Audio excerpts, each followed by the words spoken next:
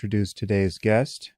In my last appearance on the Joe Rogan podcast, that 4.5-hour conversation where I ran down Trump and spoke about AI and touched many other topics, it seems I said some disparaging things about Est, that quasi-cultic therapeutic movement that was started by Werner Erhard, who was a former used car salesman named Jack Rosenberg. Many people don't know that. And then which was later rebranded as the Landmark Forum. As it turns out, one of the things I said about this organization is untrue. I told a story about how this group organized trainings for the FAA, where they tied bosses to their assistants for hours and had them go to the bathroom together. That's always edifying. Well, as it turns out, I got my cults confused. The people who led those trainings were not associated with Est or the Forum, but with the Ramtha cult, that group around Jay-Z Knight, who you might know, the woman who claims to be channeling the wit and wisdom of a 35,000-year-old warrior named Ramtha. Now, unfortunately, there's never a good place to correct errors of this kind. If you say something wrong in an interview, there's no place to print a retraction, so I'm just saying it here. And perhaps I should also clarify that when I say that something is a cult, I'm not expecting the members of that cult to agree with me, right? Has there ever been a cult that thought of itself as a cult? I kind of doubt it. And in claiming that an organization is a cult, or that it has many of the features of a cult, or that the teacher in charge of it is a fraud to one or another degree, I'm not denying the possibility or even the likelihood that many people have found something of value in belonging to this group, or in engaging the disciplines and the practices that it recommends. This may seem a little paradoxical, but it is a paradox I wrote about in my book, Waking Up. So if you want to know more about what I think on that topic, you can consult that book. My guest today is Eric Weinstein, who is a mathematician and physicist and economist and all-around interesting guy, who is currently the managing director of Teal Capital. Now, as most of you know who have listened to previous podcasts, my interviews are really more conversations than interviews. I would guess I usually take up about, 40% of the space. But if this exchange seems a little more self-referential than normal, I would just like to give you a little context as to why, which I briefly do in the beginning of my conversation with Eric. Eric actually reached out to me, suggesting that he could help me think a little more clearly about how to engage the kinds of controversial issues I tend to deal with. So while we talk about many different things, the subtext is that he's performing a bit of an intervention on me. So I hope that explains why I didn't ask him more questions about all the fascinating stuff he's into. That'll have to wait until next time. In any case, Eric is a very interesting guy, as you will easily discern, and he was also very generous in his efforts to talk some sense into me. So, without any more preamble, I give you Eric Weinstein. So I'm here with Eric Weinstein. Eric, thanks for coming on the podcast. Well, thanks for having me over. So I was trying to remember how we got connected, and I now recognize why I was confused. So I heard you on Tim's podcast, and I love that conversation and was poised to get in touch with you. But then you got in touch with me, I think, just on your own on Twitter, having noticed some of my collisions with people, and you expressed, and I have the quote here, but by email, you were dismayed to find that people who you expected would be rational and not at all anti-intellectual were in conversation with me on various topics, proving to be just that. And you said that you found them trying to rescue the failed bits of multiculturalism at seemingly any cost to logic and ethics. And this was at the time Noam Chomsky and Glenn Greenwald, who you said that of, and you wanted to just reach out and see if you could help. And I obviously am very happy you did that, and I'm happy to have any help I can get. But then in the setup to this podcast, you had the somewhat comical and perhaps disconcerting experience of pinging some of your friends about me, only to find that at least two of them also counted themselves among my enemies. Maybe enemies is too strong a term for one of them, but you are friends with Nassim Taleb, the quant author of The Black Swan, and he has made his hatred, might not be too strong a word, but he certainly made his displeasure with me fairly indelible on Twitter. That is odd for you to discover in the setup here. and also David Eagleman, the neuroscientist who I had kind of an aborted debate with, and that was far less prickly, but still a failure of communication, which from my side happened very much along the lines of these other failures you notice, where there's a kind of, I guess I often think of it as my opponent or the interlocutor who becomes my opponent finds him or herself wanting to play a good cop, bad cop routine with me. And I have a criticism of religion in most cases here that people find, whether they're religious or not, and in most of these cases, the other person is not religious, but they find it somehow synonymous with the breaking of some kind of taboo, or they consider it uncivil in a way, and they try to take a position against what I think is undeniably just the intellectually honest position to take at this moment in human history. The conversation breaks down. And so, yeah, you and I are going to talk about the limits of reason on some level and see if we can advance the tools we have mutually to have rational conversations. But it's just interesting that even the agenda we have here today in this conversation got subtly eroded by you. Perhaps you can tell me, but I would imagine a crisis of confidence on your side, where because you're reaching out to your network to figure out who is this guy, and you receive some pushback. But perhaps in the midst of answering that, you can say a bit about who you are and your history of intellectual interest and how you come to this conversation. It'd be a pleasure. I mean, I think one of the things that caused me to come down when it's obviously much more convenient to do this over Skype or over the internet is I've seen too many good marriages and rich friendships break up over ASCII and Unicode, and that there's something about the electronic medium which denies us empathy, face-to-face contact, and very often we get off on a wrong foot and we don't know how to right it in real life. Yeah. And so in part, it's my distrust of whether these are essential conflicts. This could be like, the Trotskyist, Leninists, Stalinists versus the Stalinist Trotskyists, and these are hair's breadth of difference, and that they tend to get much more exaggerated in terms of the heat that they generate. And then there's also this very interesting problem, and in fact, around my office, we call it the limits of discourse problem after some of your adventures and misadventures. And the question is, who can play? When two people sit down to discuss a topic, is there any set of descriptors which can predict whether the conversation will be rich or whether it will derail over more or less intellectually trivial features? Yeah. So what is your background briefly in just your intellectual history and your current interests? Where are you focused mostly? I mean, I think by education and credential, I would be a mathematician. I've held positions in mathematics, physics, and economics departments. I've worked in hedge funds and finance, risk, and I'm now managing director of Thiel Capital, working with Peter Thiel in San Francisco on a wide variety of things through the Thiel Foundation, our macro trading outfit, and various venture funds, and trying to make the world a better place in both the private sector and public intellectualism. So I know Peter, and not well, obviously. I've just met him a few times. But the first idea for this conversation was actually to have the three of us speak, and scheduling may have made that difficult. But also, I think it's a good thing given what I've said on the podcast about Trump and his recent speech to the RNC. I just think we would, and I would love to talk to Peter. Peter shouldn't take this part the wrong way, but I just think we would have had to have spoken about Trump at length in a way that would have just subsumed everything else in the conversation.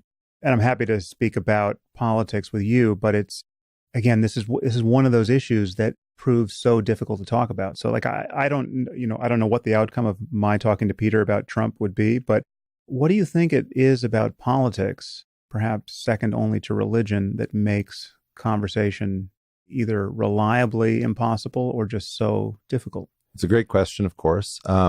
I have a 2016 version of this answer that might not be the same as the answer I'd given in another election year. I think right at the moment, the problem is that a lot of us, and I assume you and I are roughly the same age. I'm 50. You're pretty close. 49, yeah. Okay. I think that fundamentally we're trying to express ourselves through people who don't represent us, and this isn't their time. This is our time. And there's no way I can represent myself through Hillary Clinton, Bernie Sanders, or Donald Trump. They don't share my experience. I don't have the same reference points that they do. My life doesn't resemble theirs. They went through different formative experiences than I did. And I think that part of the problem is that we're trapped in prisons of language, and we're grooved in ways of thinking that were adapted to, and I think poorly adapted to, the world of the 1980s and beyond. I feel like the Reagan era more or less went from 1980 to 2008, and then we've been in a zombie period where we don't have new theories. We just sort of have these old theories that don't die because we don't have anything to replace them with, and they wander the landscape, wreaking havoc. And I think that what you're doing, and what I would like to think that I'm trying to do, and perhaps Peter is doing, is trying to come up with different languages and new ways of speaking, so that people don't end up in these cul-de-sacs intellectually, which seem to be attracting most of the population. So I think in some sense, Sam, it's our failure. It's your and my failure and Peter's failure that we are not expressing ourselves as ourselves. So I'm here as your future running mate, potentially, for 2020. I think we're doomed. And that says more about me than you. I really think, if I can make an analogy, let's assume that the marketplace of ideas is something we take seriously. We've been in sort of an era previously, which you might think of as like a mutual fund area, where there's only long only. Are you for multiculturalism or against it? Are you for immigration or against it? And I think that all of the really interesting positions right now are sort of hedge fund-like positions, and we'd call them relative value trades. So, I'm for a mild increase with a lot of scrutiny on refugees to increase our refugee intake, because I think it's humane, and I think that they make great Americans because they're so grateful that somebody took them in their hour of need, if we screen properly.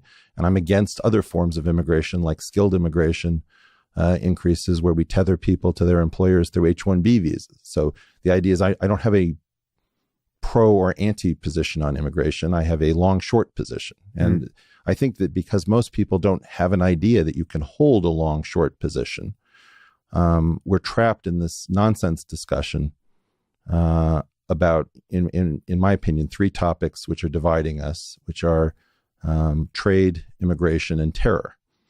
And fundamentally, because you and I have not done a great job of pushing out simple models and good language for dealing with these things, I think that the generation before us talks in completely inadequate terms. And so it's up to us to rectify it. So that's one of the reasons I'm excited to be here. Yeah.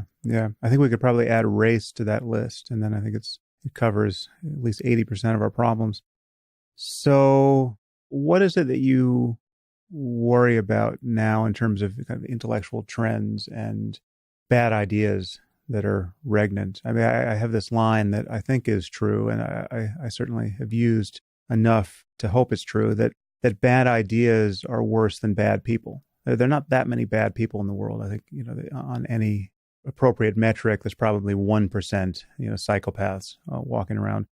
But what you find more and more often when you pay attention is just that they're good people under the sway, or more or less good people, certainly psychologically normal people, under the sway of bad ideas. And they think they're doing good, or they're committed to some principle that may be even locally good, or at least ethically defensible, but doesn't survive scaling, or they're not paying attention to the associated costs of living that way or thinking that way. And what I constantly find myself encountering are people who are absolutely sure they are on the right side of an important issue, but they're behaving, to my eye, patently unethically. And I think it probably does have something to do with what you just described as being non-obvious to them, that you can have a nuanced or a long short position on any of these topics and have that be not only coherent and intellectually defensible, but perhaps the only intellectually defensible position in the end. And yet, because it doesn't survive the broad strokes litmus test of are you for immigration or not, or against Islam or not, or for religious pluralism or not, it comes under immediate stigma and kind of straw man attacks. anyway, that's one thing that I notice that worries me. But what sort of shibboleths and fake ideas and bad ones are you worried about this moment? All of them. I mean, I'm really actually worried about the abstraction that makes this makes it so difficult to think. Because one of the things that, and this is kind of a half compliment, half critique for you, is that I think it's so hard to do what you're doing, to sort of recreate an entire intellectual world from scratch that is of a piece, that is interoperable, self-consistent, moral, decent, but which allows you to get everywhere. And I see you as sort of having this, it's almost like you've built a yacht that only you can sail with all of these cables and riggings. Right. And so that's not going to work. I am estimating your vocabulary must be something 40,000 words or more. I don't have that. And I think that we have to, in fact, first understand that most of us aren't going to be able to pull off the trick that you're trying to do. It's too difficult. I've called you the intellectual Alex Honnold before because, you're like this intellectual free soloist where one false move now and you're doomed. Watch me fall. Yeah. So I think it can't be that we actually push people to do that. But I think that there's a hidden villain in this story. And I think that the hidden villain are these, very often three-letter organizations, WSJ, NYT, DNC, RNC, FOX. And what they're doing is a really interesting trick of subtracting narratives that have this long, short character. And so I've come up with this model, which unfortunately we're not doing this on video. I'd go to a whiteboard. But if you picture an XY axis, an X and a Y axis, and the X axis is some sort of elite rent-seeking policy, something that the elite rent seekers want. Can you define rent-seeking? Rent-seeking is the ultimate insult from an economist. It says that you're trying to profit without really producing anything. And so if you're, let's say, what was the founding myth of the Carlyle Group? They figured out that Eskimos had some right to a tax write-off from a failed Eskimo business. And so it turned out that you could sell those rights in some way and you could profit from it. Right. So it probably wasn't intended to be, for a Jewish businessman to figure this out. But that would be some form of rent seeking. And so the real villains in the story aren't the elite, as we say, because I don't think, top intellectuals and great scientists and fantastic athletes are the problem. I think it's the elite rent seekers. And they have certain things they're trying to accomplish. And most of us don't really know who they are. They don't really want a lot of publicity. But they're very skilled operators in our system. And when they want a policy, what happens is that whatever organs are attached to that group, they tell a story that where there's smoke, there is always fire. And the smoke is opposition to their proposal, and the fire is some sort of moral failing. And so if you'll permit me visually, imagine that you're going counterclockwise around the XY plane. So the first quadrant I call the dupes, sometimes the ivy covered dupes. These are people who have gone to maybe elite schools. They think that they are the elite, but in fact, they're probably making less than $500,000 a year. They may have a second home, but they're not really in control, and they don't realize that they are in fact being propagandized. And it's very difficult to work with this because they're convinced that they're the ones in the know. In the second quadrant, you have first principles thinkers, contrarians, and people who are fiercely independent. In the third quadrant, you have troglodytes, people who are opposed to the elite policies, but also may have the moral failings that the elite wish to tar them with. And in the fourth quadrant, you have the shadowy rent-seeking elite. And so what happens is that the y-axis is the moral virtue vice axis. And the media narrative is like a straight line running from the southwest to the northeast. It says that there's an absolute correlation between people who agree with the elite policy and moral virtue. And so what's happening constantly is if I'm a restrictionist on immigration, but I'm also a xenophile, I have a lifelong love of travel. I care about learning languages. Most of my friends come from foreign places. There's some sort of a story that you couldn't possibly be a restrictionist xenophile. You couldn't possibly both support the police and be absolutely outraged at their killing of innocents in unforgivable circumstances. And so, what we're finding is that every time we try to tell a story about being in the second quadrant, we get mapped to the third quadrant because we oppose these things, but we don't have the moral failings that they would expect. And worse, people who aren't putting the same kind of intellectual energy, but who have an instinct that the elite policies are wrong, they end up in the troglodyte quadrant, in quadrant 3, unfortunately, because their intuition says, I think our immigration must be completely out of control. Who calls illegal aliens undocumented workers? If I take an illegal drug, is that an undocumented drug? If I do an illegal act of violence, is that an undocumented act? The Orwellian newspeak triggers many people. And if they can't figure out how to hold the right long, short position, they may just have an instinct to actually start behaving badly and maybe believe that Mexicans are the source of our problems if they're crossing illegally over the border, rather than becoming mostly landscapers, or people in the service industry. And so in part, what I'm looking to do is to take the small number of people who are strong enough to try to voice this way of thinking and say, it's entirely possible to oppose these policies, which are nakedly rent-seeking, and still be quite virtuous.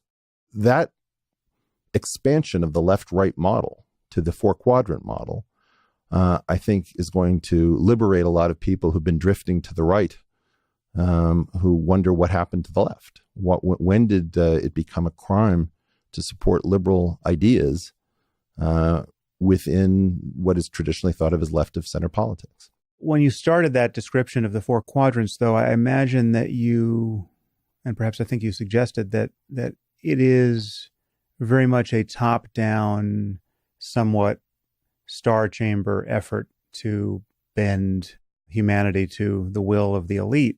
And I guess that may be going on as well. It's just, I feel like my encounters with really confused, dogmatic thinking from both the left and the right has been more democratized than that. So it's hard for me to imagine that some of the salon writers, say, who attack me, or people on the left who now my friend Majid Nawaz calls the regressive left, people for whom any criticism of Islam as a set of ideas and of its consequences in the world becomes synonymous with bigotry and even racism. I feel like the people who purvey that confusion are just journalists trying to get by and bloggers, people who are not in touch with whatever rent-seeking elite you imagine may be behind the scenes. So what's the transmission? Are there two things going on that are fundamentally disconnected, or is there actually communication between these names we don't know and the journalists and pseudo-journalists who we do? There is. I mean, first of all, the people who you're talking about in Salon, I would probably have in the first quadrant. They would think of themselves as very intellectual, very knowledgeable. But let's look at the exact construct of how you get into trouble with some of them. They don't mind you being against religions, but it's very important that you are against all religions equally, that no religion is worse or better than any other religion, right? So the idea is, that is, in some sense, the policy, that all religions must be treated the same way. Let's take my religion and Jainism rather than anything involving Islam. So I come from a Jewish background. You cannot tell me that we Jews are no more nor less violent than the Jains. Right. Deuteronomy suggests that savagery is in our past. We probably started this whole Abrahamic murderous frenzy against the apostates, and we have to take responsibility for it. Now, we don't kill apostates anymore because of some fancy footwork to deactivate the bad code. But the idea is that somebody who was neither Jewish nor Jain would feel incredibly uncomfortable making the comment that I just made. Right? And so the idea is that he who breaks the equality between religions, who voices any difference that some are better or worse on different points must have a moral failing, which that they are secretly bigoted. And so the idea is that you are breaking the inference pattern. You don't seem to be, there's no vibe that you give off generically that indicates to me that you particularly hate any particular religion or group of people. But the idea is that by breaking that one principle, the next move is that you are allowed to infer the moral failing that must have led you to do that. And so let's now swap out the two religions that we just talked about and talk about, let's say, Islam and Christianity.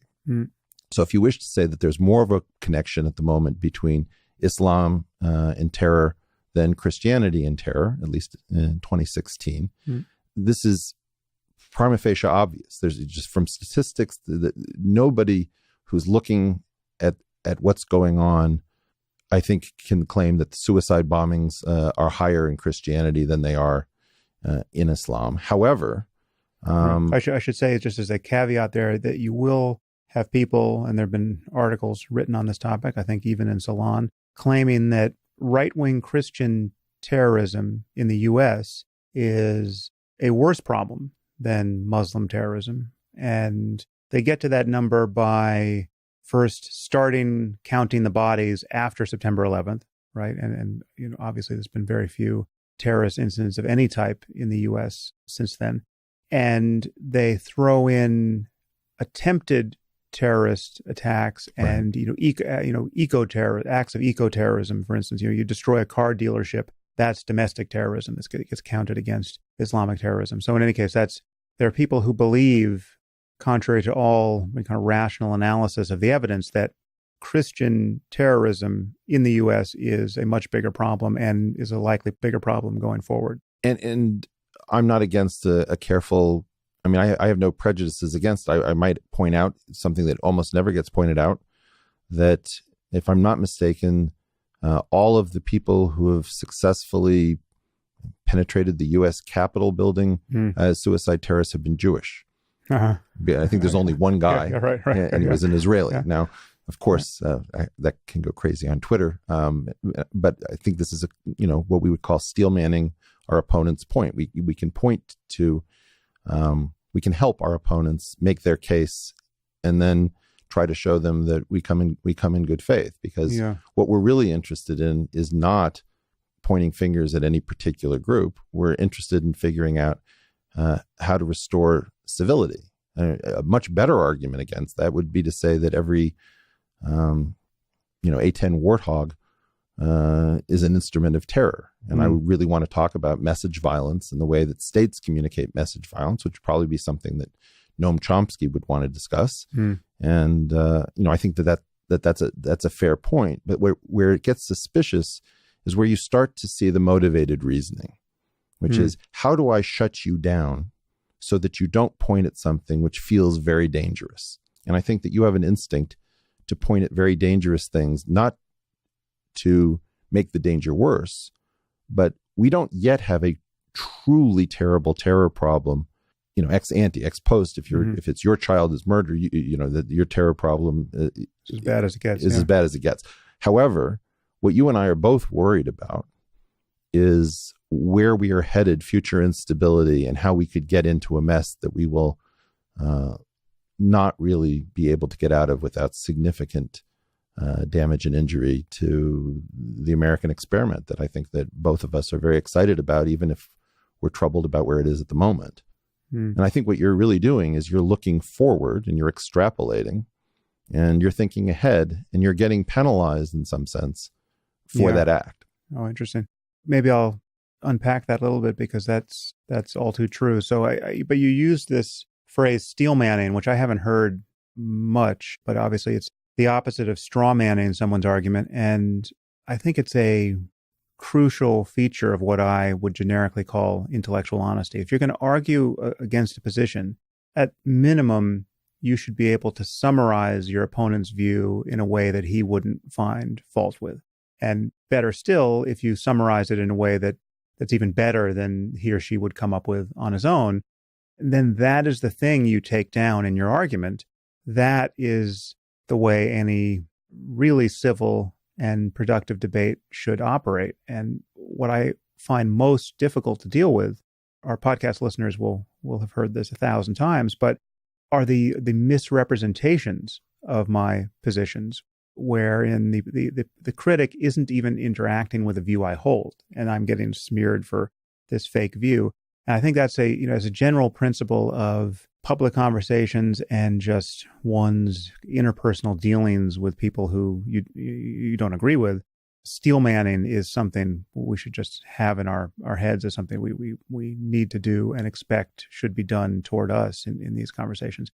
But the other point you make is true, which is, and this is often a point of confusion. It's not that I think that the immediate risk of death from terrorism for any American or any Westerner, really, or really even any person in the Muslim world, though they run a far greater risk than we do outside of it. It's not that I think that risk is immediately intolerable and worse than any other thing we could be worried about. You and I are far more likely to die in a car accident in the U.S. than as a result of terrorism. But what I worry about are, as you said, I worry about where this is all headed. And in at least two senses. There's obviously the risk of much bigger forms of terrorism. We can worry about nuclear terrorism and biological terrorism. And I think it would be, at this point, actually surprising if something orders of magnitude bigger than we've seen doesn't happen in the next 50 years, right? So this is not science fiction. It's not an irrational fear. I think, given how bad we are at stopping the proliferation of technology, and given that technology is only becoming more potent, and given that there's nuclear materials that are not getting uninvented, and given that the proliferators and the terrorists only have to be right once, as the security people say, and we have to be right all the time, the idea that we're not going to have, at minimum, a dirty bomb go off in a major city, rendering some part of it uninhabitable for decades, that seems actually far-fetched to me. And given our capacity to overreact to things, so take what may in fact be the worst case scenario. You have a nuclear bomb that goes off in the port of Los Angeles or in Times Square, and it kills, it's a small one, and it kills, let's say, 100,000 people outright. 100,000 people, more than 100,000 people die in our society every year from medical errors. The last time I looked, it was something like 200,000 people die from iatrogenic insults because doctors and nurses don't wash their hands or give the wrong medication, etc. And yet, so we absorb those deaths year after year after year. And we absorb every other species of death, whether it's from smoking or car accidents or our own use of firearms. And yet, if a bomb went off in a city and killed 100,000 people, our reaction to that, rightly or wrongly, I mean, you can certainly defend a different reaction to that than our reaction to heart disease, say, but our reaction to that and our overreaction to that would very likely just derange human history for a generation at least. So I think you have to price in our capacity to overreact to these things into the real world cost of these things happening. And so in any case, that's just to expand upon what you already just said. I think and the problem is there's usually not time enough to spell out everything in the context of saying, listen, we need to be worried about this phenomenon of global jihadism, and there's a reason why we are appropriately worried about what is being said and not being said in one community among all the other religious communities. We're worried about the reform of Islam. We're not worried about the reform of Methodism and Mormonism and Scientology, and for good reason. And that's something that at a certain point can't require a 10-minute defense. We have to have the shorthand version of that's accepted everywhere we talk about these things. Well, one of the things that I say that's unpopular in some quadrants is that things that rhyme tend to be more true. Now, it's not universal. Obviously, when somebody says if the glove don't fit, you must acquit, that may or may not be right. But in general, humans, when they have something very important to say, try to hone it to a fare thee well, and they make it mimetic. They make it easy to remember. It's probably, in some sense, sort of syntactic sugar for the brain so that it remembers the wisdom. And I believe that it's important to have the hyperlinked statement so that if you don't agree with the statement, you can click on it. You can see the paragraph version. The paragraph yields to the essay, yields to the book. So depending upon how much information you need to support an idea, it's there. So if you made a statement, for example, that global jihadism is actually one of the most serious things that we're facing, somebody says, come on, Sam, shark attacks are incredibly rare, but because of Shark Week, we're in a constant state of terror. Okay, well, then that person would need to click on the hyperlink to see why it is that you actually aren't going down that path. And so I think it's important that the user and the listener be able to be in dialogue with your statement. So I think you need to make the same statement at 4 different levels that fail over into one into the next when you're making these points. And I think that there are too few of these honed statements at top level that neatly point to the backups. Because in general, whenever I run something to ground that you're trying to say, I may not get it at first. I may not understand it. And I may not, so I often am arguing with my misinterpretations of you. And every time I think I've got you on something, I discover some podcast, some book, some talk where you've actually covered it. Maybe not everyone, but it's happened to me enough times in listening to you that I'm feeling that I now expect it as the default. I need a better me to speak for me in those cases. So does anything come to mind as an example of something that was initially problematic that you ran to ground and were satisfied or not? I think, for example, some of the spirituality stuff, I think that, I have some things that I haven't run to ground yet. For example, I think you've said things that you've said that people can't change their beliefs the way they change their clothes. And I think I'm actually pretty good at that. I think I maintain different rooms in my mind. I actually have what I call a jihadi sandbox where I listen to the nasheeds, I watch the videos, I read Inspire and Dabiq and all these things. And I let the jihadi in me become animated so that I can study my own reaction. And I wonder, sometimes I see you as, this is like me being really critical of you, as the guy running into a screening of The Godfather and saying, what's wrong with you people? Don't you realize it's just photons, projected against a wall?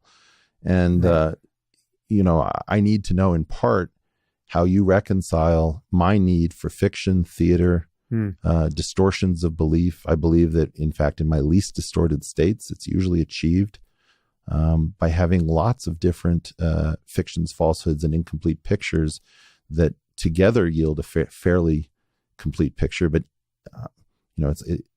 I'm fond of the double distortion of somebody wearing glasses where their eyes are distorted and their glasses are further distorted, but the compound of the two is an undistorted picture.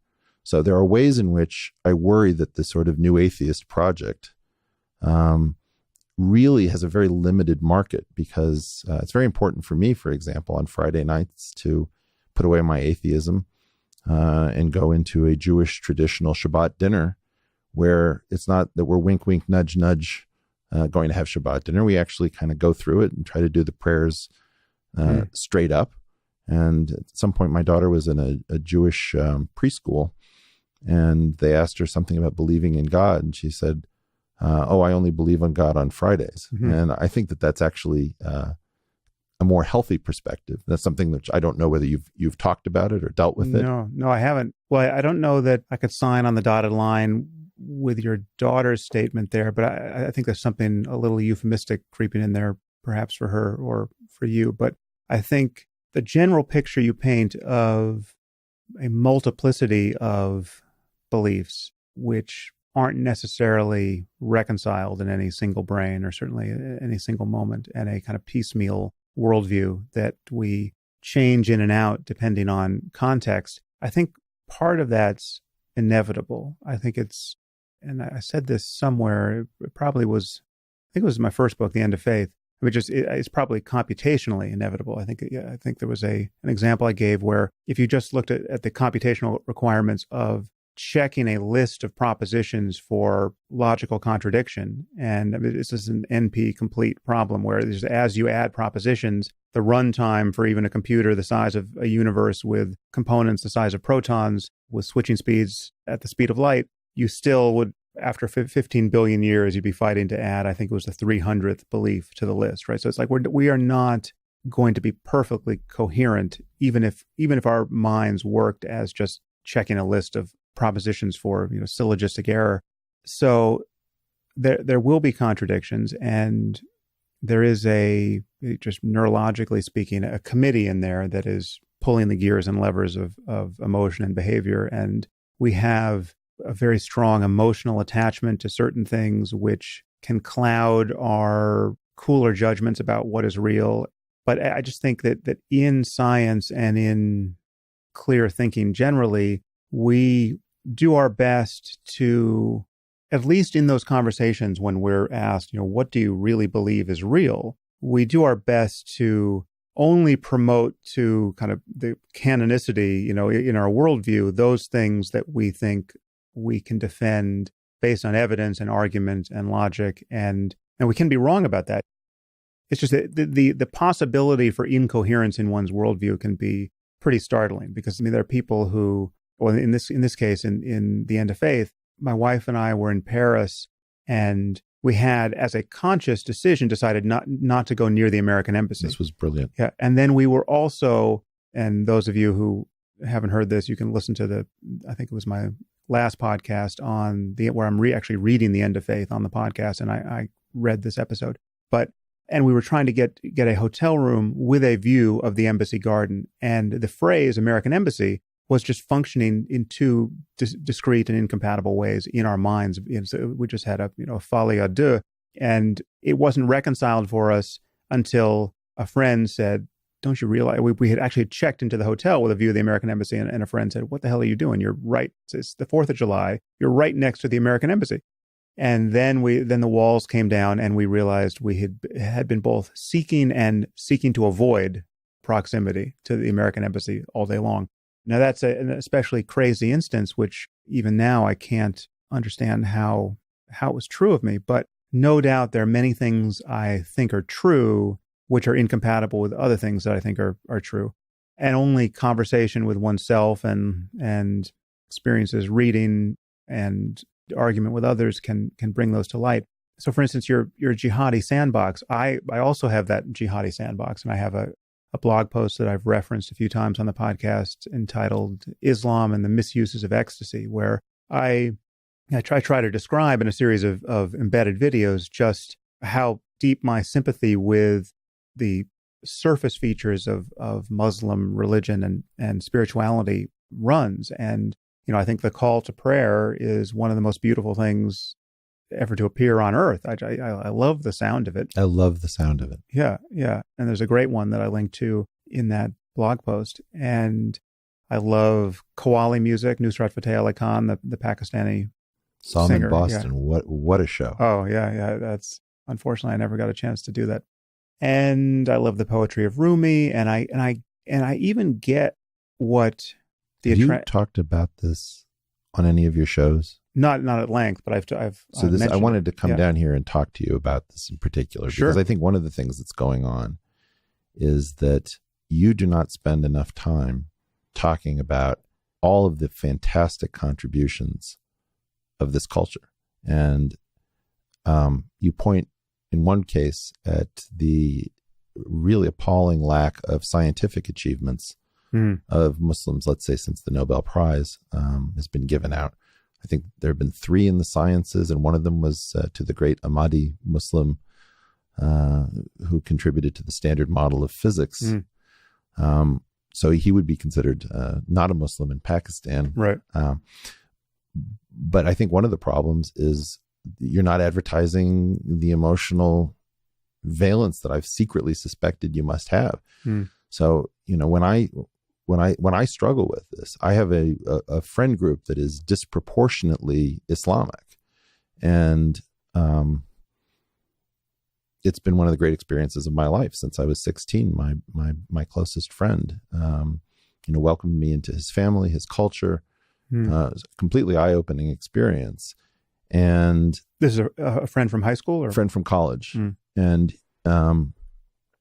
he, his family engaged in traditional practices with the hand kissing and touching feet and all sorts of, or I guess the feet touching was a different kind of field of respect.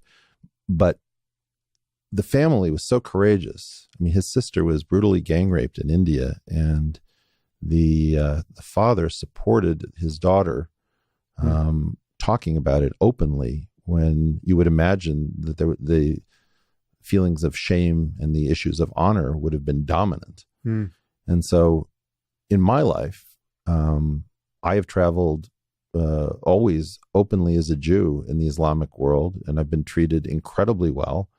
I believe that if the Nazis were ever to recur, the floorboards under which I would be hidden would likely be Muslim floorboards.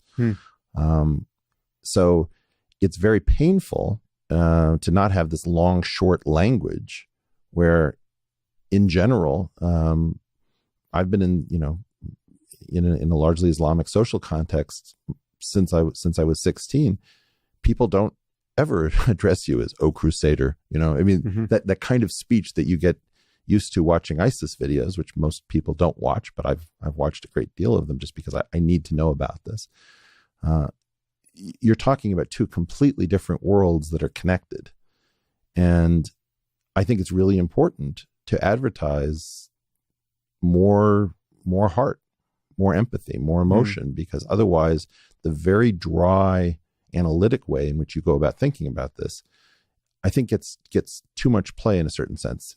You were so logical that the fact that the texts say these very clear things, or that there's ambiguity, but there's a hierarchy for resolving the ambiguities, this appeals to your analytic mind. And I think both you and I have an analytic bent, and we would be much more tempted, were we highly religious, to go down these sort of, it says here in the text that this is true, and if I really believe this is the infallible word of the Creator, and that I'm going against God not to follow directions, we would be tempted by that interpretation. And so I think in part, it's a little bit perverse that you almost have more sympathies with the literal versions of the religion than you do with what you call, and I think it's somewhat disparaging, nominal members of these religions. And if I can tell one story from my own, because I know it better.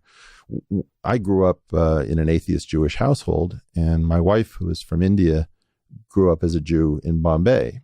And so our commonality was Judaism. So we got married in a Jewish context. Now, when I went to the rabbi, I said, I want to do this by the book.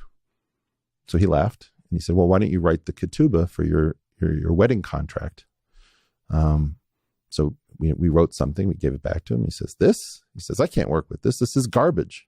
So he said, why don't you come back with another version? So we did it. And he said, this is poetry. This is poetry. This is the bride price of virgins. Treat it like a contract. So we went back to the original, tried to do a modern version of it, and sort of an isomorphic version. And finally he says, this is the worst I've seen. I've been marrying people for decades. So finally I exploded at him. And I said, Rabbi Gold, I said, I've put hours and hours into this, and I don't think it can be done. And he looks at me and he says, aha. And I said, well, what is that about? He said, you're trying to get married in a, more than 5,000-year-old tradition. And you have an idea that there is a by the book. And it's very important that you understand that it is impossible to be a Jew by the book, because this particular contract says the bride price of virgins will be in zuzim, some currency that hasn't existed for years, and that the contract itself cannot be a formality. It actually has to mean something. And since nobody knows what a zuz is anymore, it's literally impossible to fulfill. Now, I don't know if that's exactly right or exactly wrong, but his point is that it's all create your own Judaism. There is no true Judaism. Right. And I think that was liberating for me, because I was having a very hard time following some rules, not others. I don't really like pork, but really good prosciutto and pepperoni is a pleasure. And I was always too far to walk to the synagogue on Saturdays.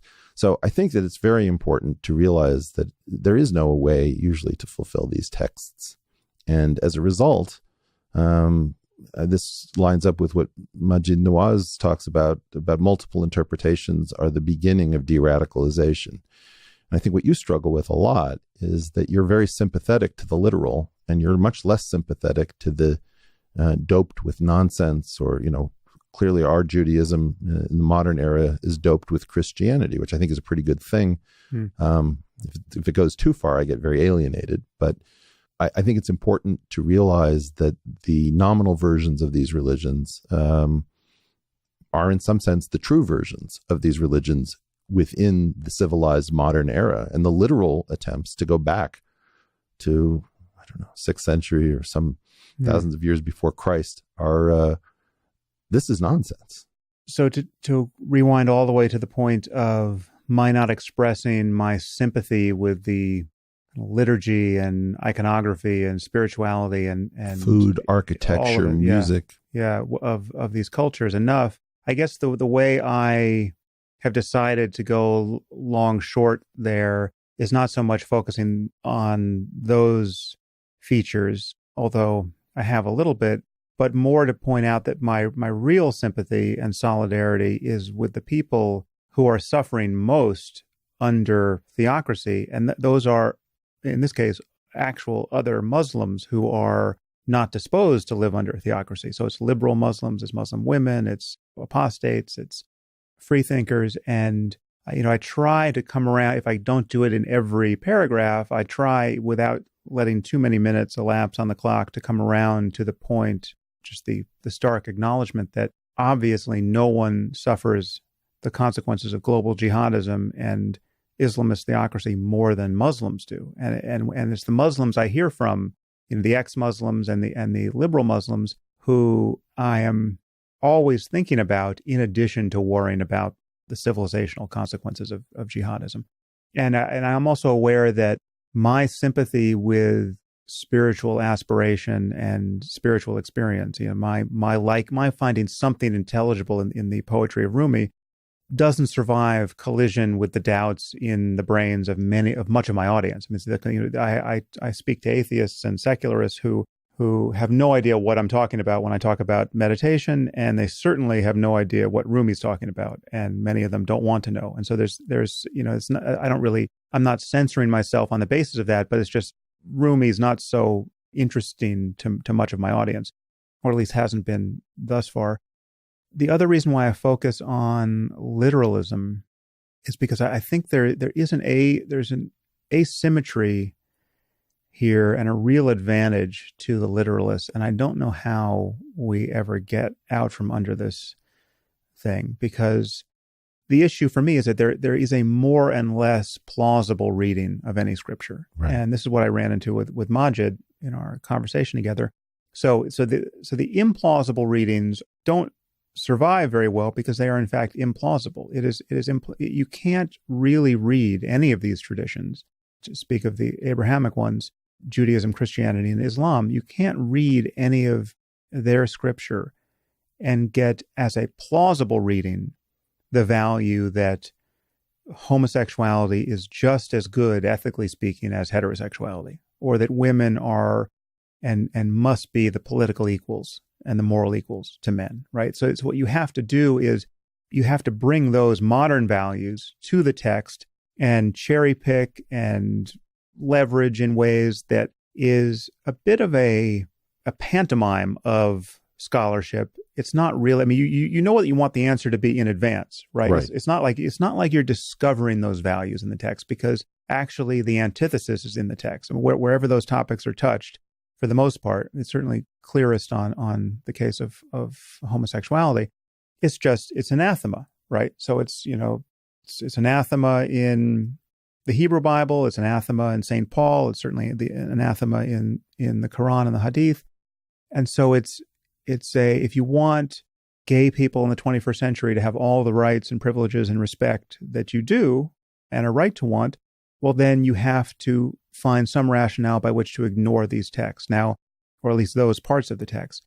So, I mean, one thing I would like people to be is just honest about that process. But the the problem is that once you become honest about that process, there is something fundamentally corrosive about that, because you are bringing merely human values to this project, and based on your own moral wisdom, the 21st century upgrade to your ethical firmware, right? You are valuing those modern moral intuitions more than you are valuing the Word of God in that case. And being honest about that, I think, is in fact necessary for modern people to really modernize and tolerate a plurality of views and in this case, accept things like gay marriage. But in the face of that, the fundamentalist, the literalist, always has the advantage of being able to say, you see, these apostates are not living by the letter of the text. It says right here what you should do. So who is living by the letter of the text? Now, you might say ISIS. Yeah, I mean, they're certainly aspiring to. Yeah, they're doing their best job. But let me again drag it back to Judaism, because I'm always happier playing in my own backyard than hopping the fence into somebody else's. Right. I think, Sam, that even what you just said is not exactly right. The way, and again, I wish this was original to me, but it came from Ben Zion Gold, who just left us. And what he said to me is, he said, you realize that our rules for freeing slaves after, I don't know what it is, 7 years or something like that, were progressive in their time. And he said, do you wish to be loyal to the spirit of Judaism, which was progressive in its day, literal Judaism? But if you tried to implement slavery now, you'd be absolutely regressive. So you are in fact forced into choosing between letter and spirit. And why is it that you have decided that the letter is the true and the spirit is the false? And I think that, you were pawing at this with the Quran, and I think this is an incredibly important issue, which is that the Quran resists, and I'm going to dip into science a little bit, a sort of regulated expression model. So if you think about the discovery of the operon in DNA, where you have something that digests, sugar, and you don't want that protein produced en masse when there's no sugar around. So you have some repressor that sits on the DNA, and when there's sugar around, the repressor is lured off of it, and the proteins are transcribed and they digest the sugar. And so there are parts of the code that you want to be active sometimes and not active others. So the problem, of course, with Islam is that it really is very well constructed to resist a lot of this innovation, which I think what is bida, it's this concept that you're not supposed to innovate around the literal. But the fact is that regulated expression has always been a part of these religions. And so if you find somebody who is claiming, no, it's a literal, this is just literal, and we have to live by the letter of the book, and you point out the contradictions, and you point out all of these things, you point the thing about spirit, you can start to say, God, if God exists, is certainly open source. We've cracked the nucleus of the cell, the nucleus of the atom. We've learned a tremendous amount, and God is inviting us to understand how he or she has put this whole construct together. And so, it's clearly the Quran is not the last word, nor is the Torah, because in fact, God has left so much information, should he or she exist, that wasn't available then, which is our text. If I spit into a tube at some point and sent it off to 23andMe, and I was astounded that it came back, Jew. It's like 96.8 Ashkenazi Jewish. And so with the multiple parentheses around your name, those were added later. Right. But I think that part of the problem is that, it's almost like the ISIS variant really appeals to your logical, consistent mind of saying, if it is about the text and the text is perfect, this is the closest any nation on earth has come to trying to carry this out. And I was always bothered. Why is it that homosexuals are thrown off of buildings? And I had to, chase it down, as you must know, to the hadiths where it says, that sodomites should be taken to the tops of cliffs and thrown off, and buildings stand in for cliffs. And then, the ultimate weirdness is the denial that there is any link whatsoever between these texts in, let's say, this particular method of execution of these supposed sodomites. And I think it's actually entirely possible to push back against these things by looking at the fact that everybody who sets themselves up as a literalist is in fact going to be failing by one form or another. And so when you realize that we are all failing to live within these religions, that it is impossible to be as they instruct, everything opens up. And so I think that in part, this is actually a Sam Harris trap based upon your capacity to decamp and to explore internally consistent ideologies which you do not share. Before I push back against any of that, come to Jesus. Sam. Yeah. Let me just say that I have come to Jesus in the sense that I acknowledge that the trend that we have to foster is just what you describe. We need modernizing, reformist, looser interpretations of all these traditions. And that's the end game for civilization. The end game is not for everyone to wake up on a Tuesday agreeing with me that all of this is divisive nonsense and they have to hang up their shingle as atheists or skeptics. But first of all, my concern is that any analogy to Judaism is very likely misleading in the sense that Judaism really is an idiosyncrasy for many reasons, theologically, historically, as a matter of just demographics at this moment. And I mean, it's true to say of Judaism and impossible to say of most other religions that you can find people for whom their Judaism is very important, and they might even be rabbis, and they might even be conservative rabbis, although they're not going to be ultra-Orthodox, and they believe almost nothing in the books, right? They're wedded to the tradition. They like the music. They like Shabbat. They like the food. The food isn't so great. That I think is objectively true. Sam, do you know the only problem with Jewish cooking? No. 72 hours later, you're hungry again. So I think analogies to Judaism are dangerous because so many Jews, even quote religious Jews, are deeply secular, and some believe almost nothing supernatural in the service of their religion. And I debated, the one instance I keep coming back to is I was debating, I think it was Hitch, it was a debate that Hitch and I did with two rabbis, David Wolpe and Rabbi Artson, I think it was. And at one point I said something that presupposed that, I think it was Wolpe, who's conservative, he's not Reformed. I said something that presupposed that he believed in a God who can hear our prayers. And he turned to me and he said, just aghast, he said, well, what makes you think I believe in a God who can hear our prayers? Right. And then, I was momentarily flabbergasted. It's like, so what do you actually believe? Given that you do this as your full-time job, but you can't really map that onto Islam or Christianity. Certainly it's American variant in any realistic way. But my problem with some of what you said there is that, yes, you can take the claim about slavery in the Hebrew Bible. Yes, you can say, well, there's the letter here, but then there's the modernizing spirit or the liberalizing spirit of the text. But I just have two issues with that. One is that it was possible even 2,000 years ago to understand ethically that slavery was wrong and to have a tradition that just repudiated it or certainly never endorsed it. That kind of wisdom was, among the Jains or the Buddhists. I'm sure there are Greek philosophers who I can't think of at the moment who thought slavery was wrong. It was possible to have that insight.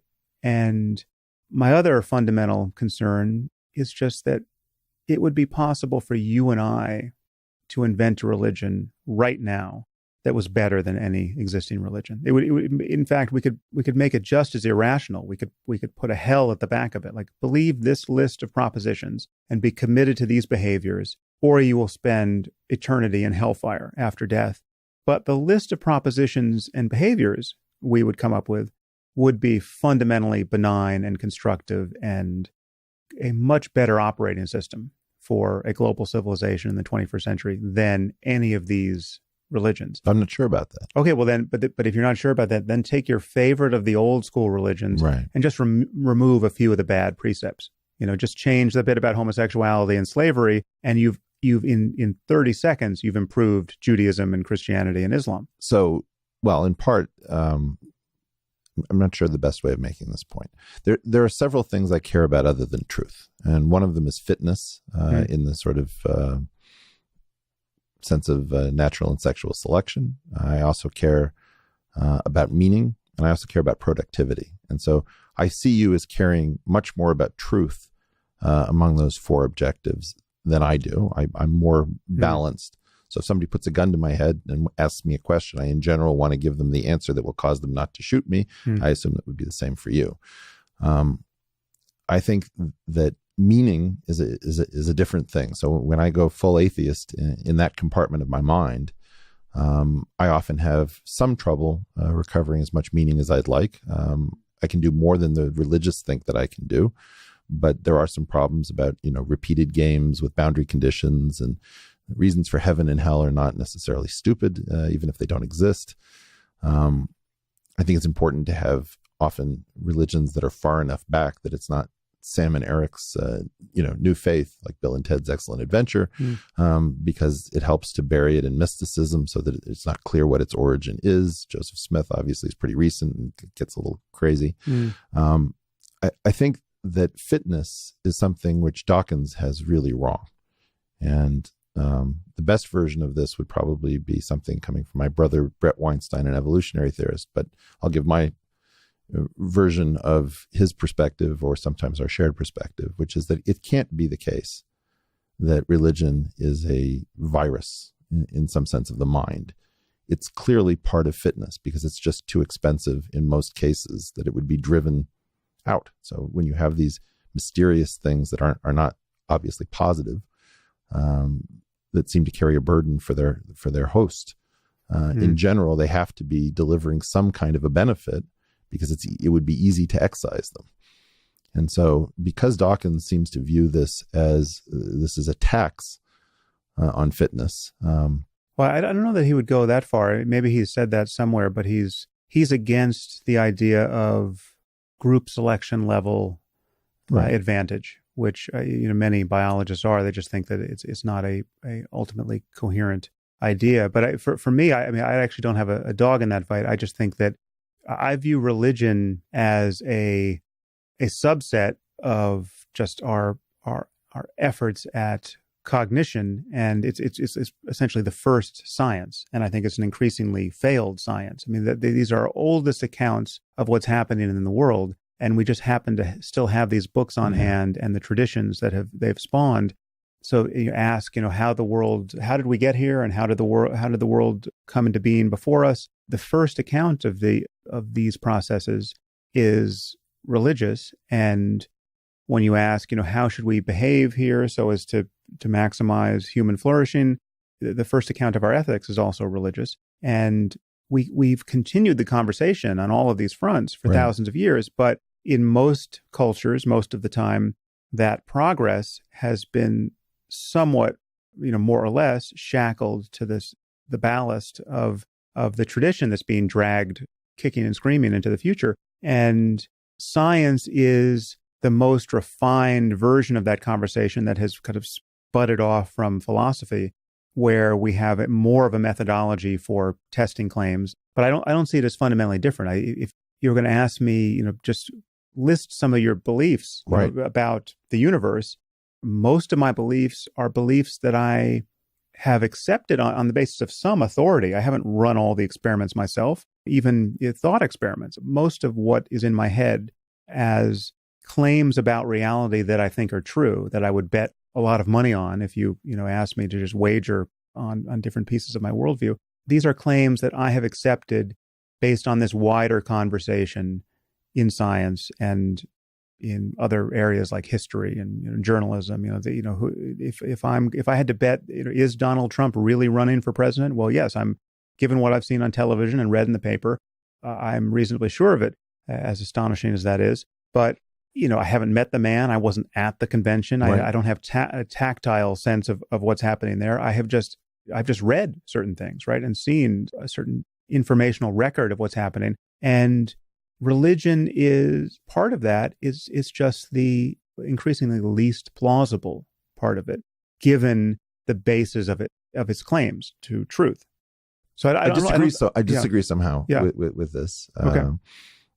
I guess what I see is that under the rug of flourishing, you have swept out the fact that religion is a tool for one group to outcompete another at a, let's say, at a genetic level, or with some of the innovations coming from Christianity to move from inclusive fitness of gene to meme, sort of Hamiltonian memetics, if you will. Right. And but have you read? I covered this briefly on one podcast, and it's a little dense for people to parse by audio. But did you ever read Steve Pinker's objection to group selection on Edge.org? You've published on Edge, so I know you're familiar with it. Right. So anyway, Steve went after group selection in a fairly comprehensive way, and in a way that I found convincing. But I mean, obviously, there's. I'm not making a group selection argument. Okay, you could make a multi-level selection argument that would sound like a group selection argument. Right. And, this is the problem. This is the problem. Like epigenetics sounds like Lamarckian evolution of some kind, and that's part of the problem with our science and the religious nature of systems of selective, of the field that studies systems of selective pressures, that in trying to exclude and lock out soft thinking that comes from religion, it hardened prematurely into a dogma. And while I think Darwin got most things right, it's very unclear to a lot of us that that the concretizing of the mechanisms of selection, in fact, carry the same weight as the abstract theory. The abstract theory is actually more powerful, and I highly encourage you at some point to have my brother on the program, because I think he's doing research in this area, and I think most of it is pretty credible. But I do think that what you're looking at is something like inclusive fitness, multi-level selection rather than group selection, and a really delicate and interesting interplay between gene and meme. Well, so let's table that. Let's just say I accept all of that. Right? Okay. So I accept that religion has, for the purposes of this conversation, I accept that certain groups, based on their religious worldview, have outcompeted other groups, and that therefore our ancestors benefited from their religiosity in some ways. And those groups that weren't sufficiently religious and enthralled to their myths couldn't figure out how to survive a collision with those cultures, right? So let's just accept that for the purposes of your argument. That doesn't suggest to me that at this moment, where we're on the cusp of building a global civilization, right, where all boundaries have come down and now we're figuring out just, what to do with nation states, it doesn't suggest to me that religion is conferring any kind of adaptive advantage, certainly not in evolutionary terms, and it's not improving our ability to collaborate peacefully with strangers in other groups. And it may in fact be, it's on my short list for divisive ideologies that could cause the biggest bombs to fall on the biggest cities at some point in the future. And so if you ask the question, just how useful is it, or adaptive is it, or how suggestive of the fitness of our species is it that at this moment 1.6 billion people have a greater or lesser degree of commitment to their identity as Muslims, as opposed to any other identity on offer? I think if you could wave a magic wand and get all that to go away and just make all those people humanists, you have scored, the ultimate victory. Most of those people have a really highly developed humanist module. So one of the reasons that I push back on this is just direct personal experience. I always found it somewhat terrifying to travel with an obviously Jewish last name. And there was only, I think, one time when I was in Kargil in the north of in India, in Kashmir, where I ran across anti-Semitic posters in the streets. It was right on the line of control between India and Pakistan, having just crossed the Great Himalayan Range, and I was terrified. And I was with with Muslim friends. So, by virtue of the fact that I have run that experiment, I would not run that experiment now, and I don't think that my children will run that experiment. But I do think that you have to realize that we all have these different modules, and the regulated expression concept says that in general, you can count on these people as having very strong identifications as being good people, family people, finding commonalities. And I think it's really important also that we realize that different groups fall on hard times through different periods. So the Greeks were obviously kicking ass for a long time, and then they became prisoners to an ancestor worship cult because of what modern Greek could outcompete an ancient. And I think that it's really important for the rest of us to remind Islam how much it is given to the rest of us. And this instinct goes in an opposite direction. I think you probably analytically correctly point out a lot of the opportunity costs that have been incurred by the Islamic world. But there's no shortage of things to talk about. I mean, I would love to come back and talk about my passion for oud music, or the beauty of Hebrew paper marbling in Turkish culture, the history of calligraphy to get around the restrictions on depiction that where the words actually form pictures. There's no. It's up to us to help. Islam is in some sense fallen on hard times, and it's going through an identity crisis. Why are these people running around in short skirts or bikinis and taking drugs and having all kinds of wild gay sex, out competing us in our piety and our adherence to our word, the words of our books? I think that it's important that honor be understood, because honor culture is different, and that we work with what we have. In part, I think that the whole concept of the Judeo-Christian tradition in the U.S. is one of these beautiful fictions that in some sense will become true by telling it enough times. And so I think it's very important to think about theater, to think about fiction and its role within truth. And what you said before about faith, we haven't talked at all about, my passion for mathematics and physics. But the particular area of physics that I care most about, I use a faith module for intermediate steps in trying to figure out how to proceed. And, because our brains are maybe constructed for thinking about people, sometimes it helps to imagine nature as a creator and to be in conversation with a creator.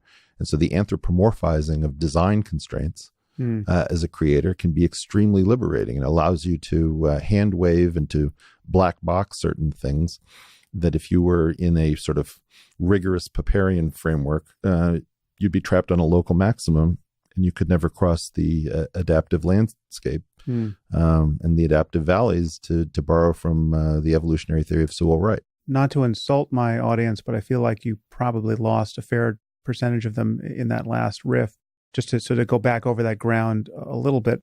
First, let me just say that it sounds to me like you're making two cases simultaneously, and I'd like to differentiate them. One is you're making a pragmatic case that we have to deal with the world as we find it, right? So it is just a fact that most of the people on Earth are religious, and their religions are very important to them, and they're important not merely because of the propositional claims to be found in any of their scripture, but because of all of the other beauty and cultural richness that comes, or is at least deeply associated with the tradition. And you can't just wander into any souk and say, all of this is bullshit, but, I would still like some hummus, right? I mean, like you need to interact in a respectful, tolerant way with the human beings who you meet. Otherwise, you're just engineering needless conflict for yourself. So I agree with that. And again, that's why I've always said that I don't think if you catch me in the moments when I am just drilling down on all that's wrong with religious faith or Islam in particular, that slice of conversation with me is not the thing that's designed for export to the Muslim world to say, here, come, join with us in this project of tearing down everything you care about. So there's the pragmatic case, but then I hear you also making a deeper, more realistic case, not that maybe God exists, but that this way of thinking isn't just a regrettable feature of the world as we find it, but it's something that has both been adaptive and going forward. There's good reason to believe that we want to maintain this in some sense. We want to maintain the diversity of truth claims that come under the aegis of religion. I would certainly want to dispute that. And I don't think the example you just gave of mathematical and physical creativity, I don't think it really gives much impetus to that second, more realistic, more sympathetic claim, because you can, in purely heuristic terms, you can talk about, maybe this has all been intelligently designed, or how would I make the universe if I were setting it up? And that may pay some real dividends for you as a mathematician or as a physicist. And there are analogous moves I can make in my own thinking about what's real, which are useful. But I would argue those never derange our epistemology. Those are heuristics. Those are tools. They're games. They're moves we can make creatively, which never at the end of the day force us to make claims about the way the world is that are indefensible, and certainly nothing that would require us to be motivated to behave badly on the basis of a conviction that doesn't make any sense. Yeah, I think that at some level, the way you're pointing at it, I would say that the atheist room in the house of my mind has special significance, or at least the reliable knowledge room has special significance. Now, it's subject to updating. I mean, I was told that all ulcers came from stress. Yeah. And to find out that they have a different origin is shocking. Also very interesting. With my work in physics, the most unpleasant thing I have to do is to question Einstein, because at some level he got in on the ground floor of how we think.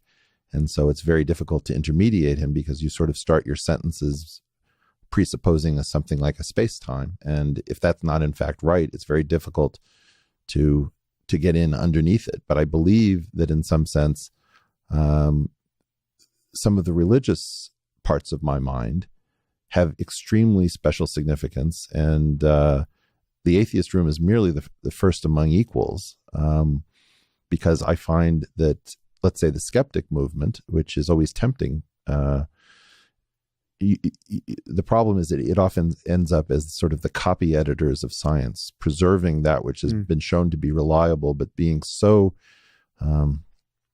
eager to get rid of soft and squishy thinking that the creativity that we need to get ourselves from being trapped around appealing but incomplete ideas in general requires a lot of squishy thinking. And so whether you're thinking about Kekuli figuring out the structure of benzene by seeing a snake eating its tail in a dream to discern a ring structure, or whether Carrie Mullis is stoned or on acid and figuring out polymerase chain reaction.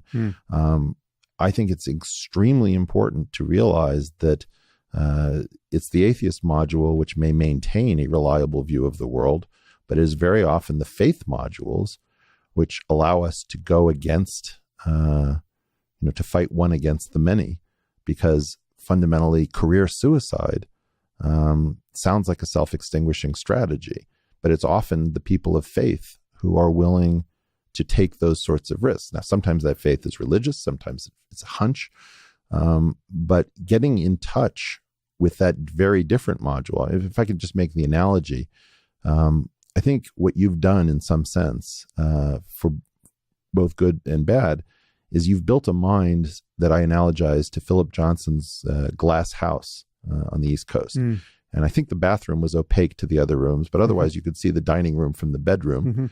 And what I'm worried about is, do you want to see the bedroom from the dining room? That's a very interesting analogy. So then take me into the faith room in your house, or the religion room in your house, because I feel like you're using faith and religion here in ways that may be misleading to one or both of us, and that if I could enter that room or compare it to the similar room I have, I would not find anything to object to. So let me just venture a guess about what is something that's in that room, is that there is a kind of experience.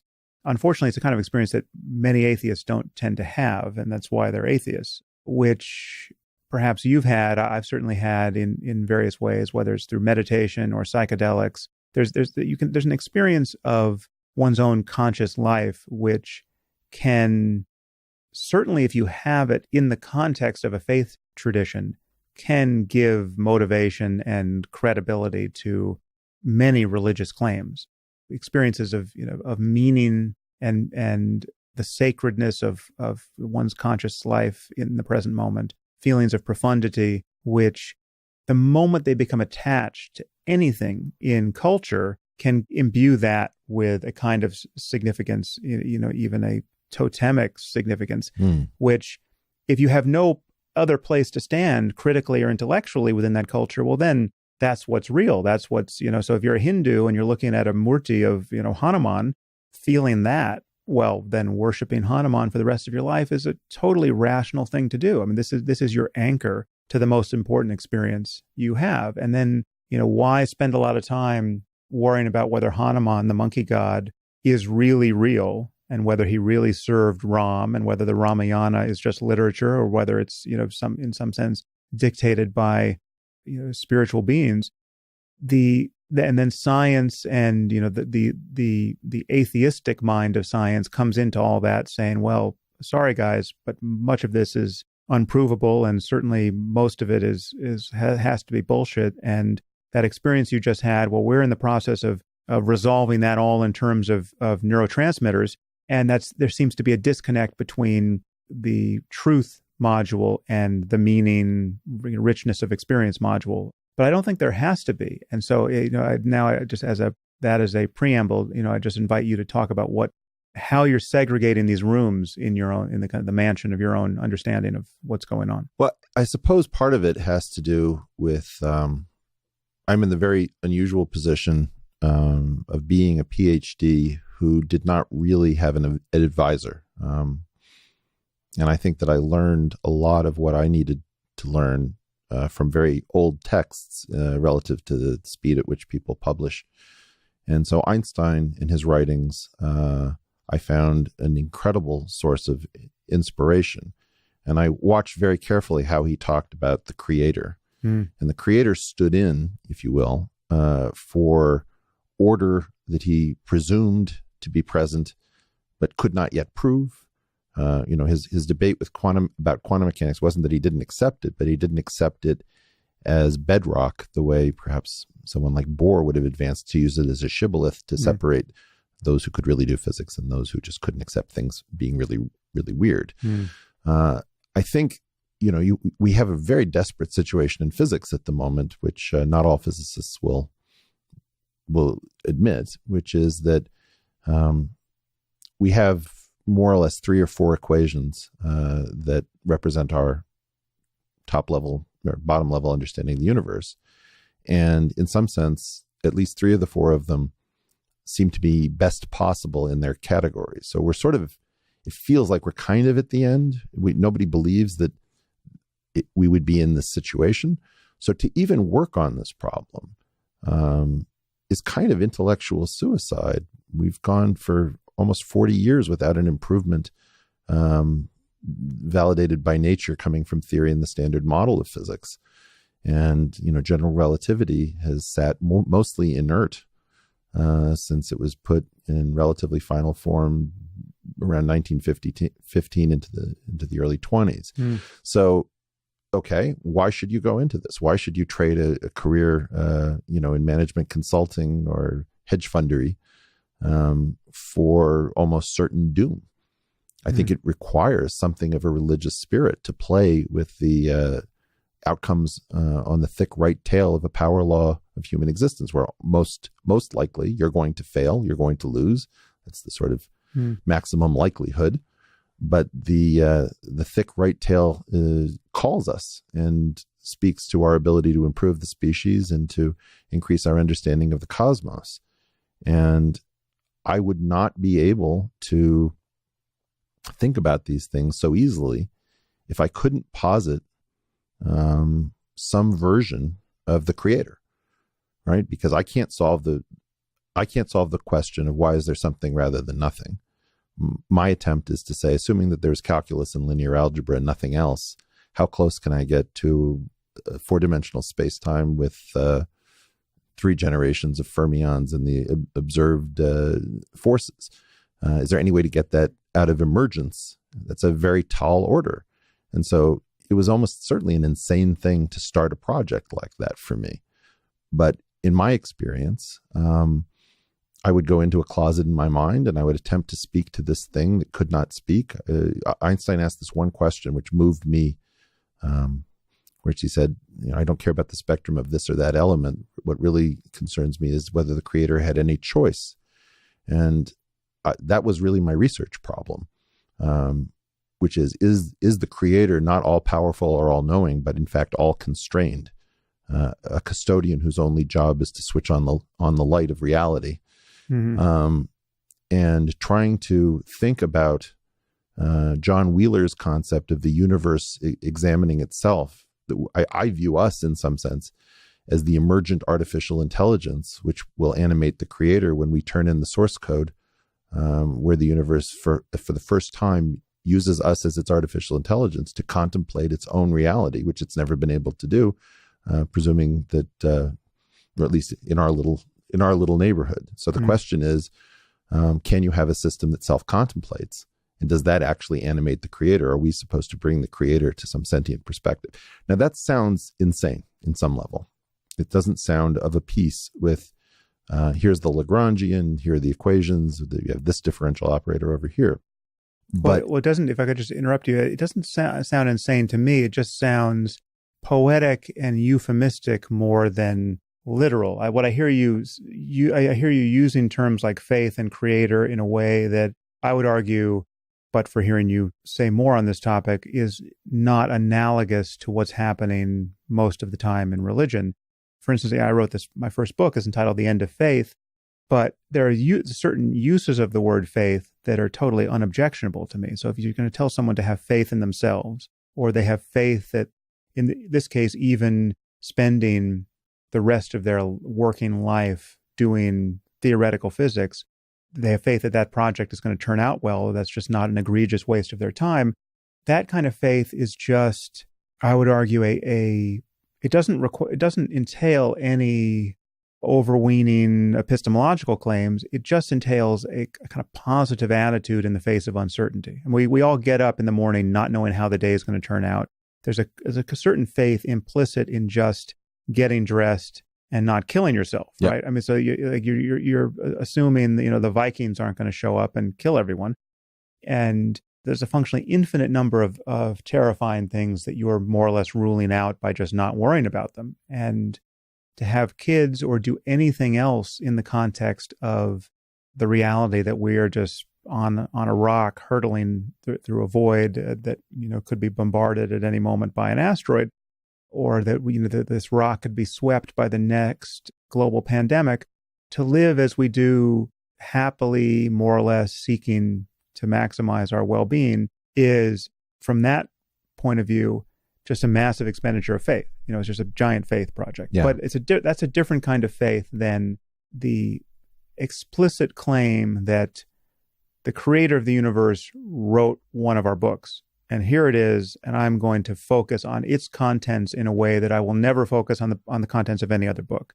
And that defines my life in a way that your life will never be defined unless you buy this cookbook. And now, as liberal as I want to be, I am going to be in some sense hostage to some variant reading of this text. That's the project that is religious. And your use of the word creator, I think, and certainly Einstein's, I think, is again poetical and is in the sense, is much more the God of Spinoza than anything. It's a surrogate for the laws of nature. There's order, there's beauty, there's simplicity behind all of this. This design constraint is going to take care of me. This is crazier than that, right? This is saying that I'm going to accept 1,000 to 1 odds, 10,000, 100,000 to 1 odds, that if I sail in this direction, I will hit land.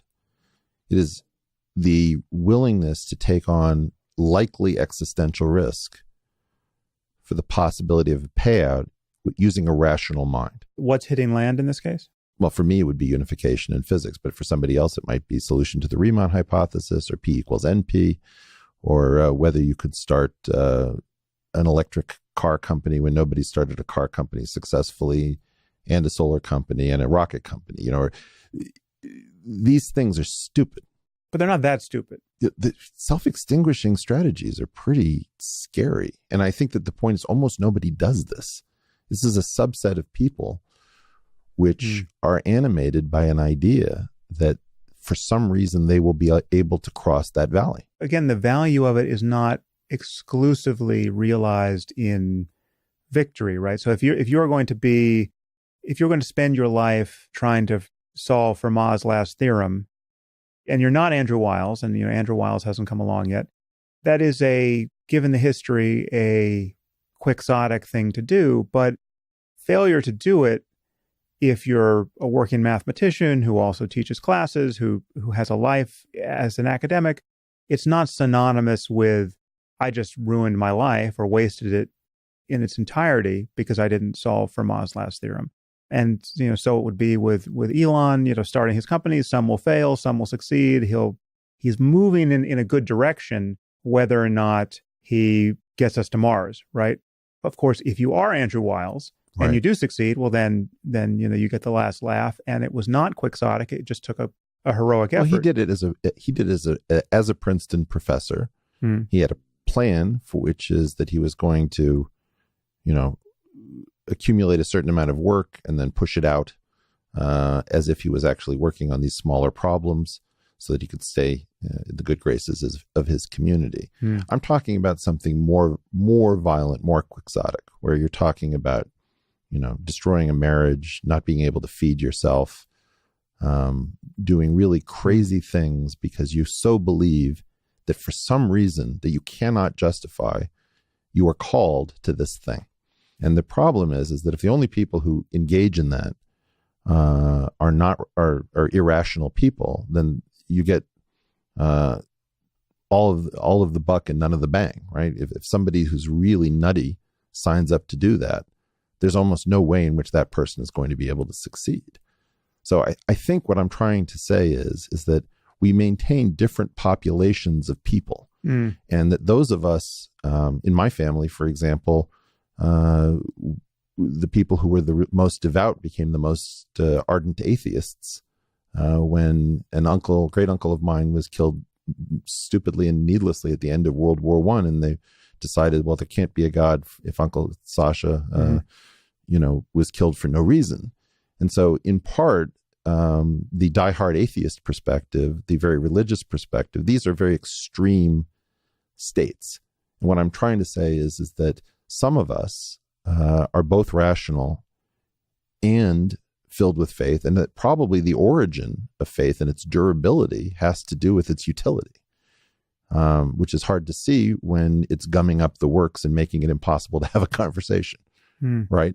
So I think that it's a very interesting puzzle as to what it's doing here. Does it animate our rationality? One of the great ironies will be is if my stuff ever works out and is accepted, I would have to ask the question whether it will be defended by people who take an extreme Popperian attitude of I'm not buying anything unless a tremendous amount of experiment has been shown not to be in contradiction with it. So, I didn't necessarily want to take us here, but I think that the problem is that there are many ways to see faith. And I don't discount the importance of the very clean room in which reliable knowledge is the only thing that's privileged. But how do we get all this reliable knowledge? In part by people flinging themselves into the void when they had what would seem to be better options. And I have to say that I think that some brains are more predisposed to transcendent states, to ecstatic states, to being willing to take rationality across one of these harrowing valleys of death to higher ground. And what I don't want to do is I don't want to privilege that one room of atheism as, well, that's the real room, and the rest of the house is kind of nonsense, because it's really the dialectic between, you're camping and decamping constantly between these different modules. And that was the hard part about hearing this idea that I can't change my beliefs as I change my clothes, because it really matters to me, if I'm going to go into a very deep state of thought, to think that I am in some sense consulting the creator, and that my job is to listen, and to think that somehow this is all going to work out. And I think that what I've found is that this is how a subset of people who are quite rational behave. And I think it's probably the origin of a lot of religious faith as a tool for outcompeting other groups. That probably very healthy to have skeptics, mystics, and this kind of portfolio of diversity in trying to tackle really important problems. All of that's very interesting, I think, and certainly most of it I agree with. I guess it just doesn't summate to the counterpoint I'm hearing. At least it sounds like you think you're delivering to my position against religion. Well, you've experienced transcendence, and you've experienced these, when I first heard the story of the burning bush, I didn't appreciate it because for Moses to come upon this spectacle sounded like nonsense.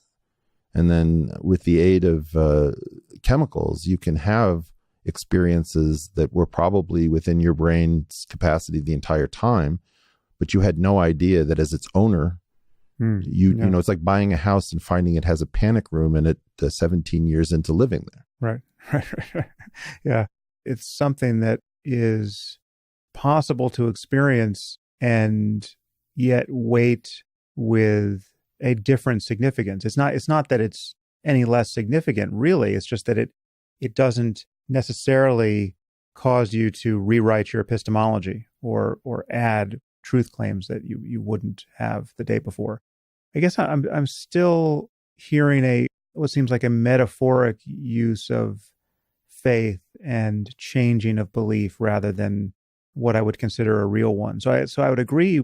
I have no doubt that entertaining certain models can be very useful. So to take a non-religious but still spooky one, and I guess it comes down to a kind of a difference between what's rational and what's reasonable, or useful. Because as you said, we want more out of life than just true beliefs, right? So if it's not that we're constantly in the process of inventorying our propositional knowledge of the world and just running a kind of an antivirus program on these statements and then going to sleep at night convinced that we don't believe any bullshit. I mean, that's not the totality of our project or even most of it. But so you take something like Nietzsche's doctrine of eternal recurrence. Is that likely the idea that everything you're experiencing, you experience over and over again? You live this life, an infinite number of times. Now, in a multiverse, maybe in fact that's true in some weird way.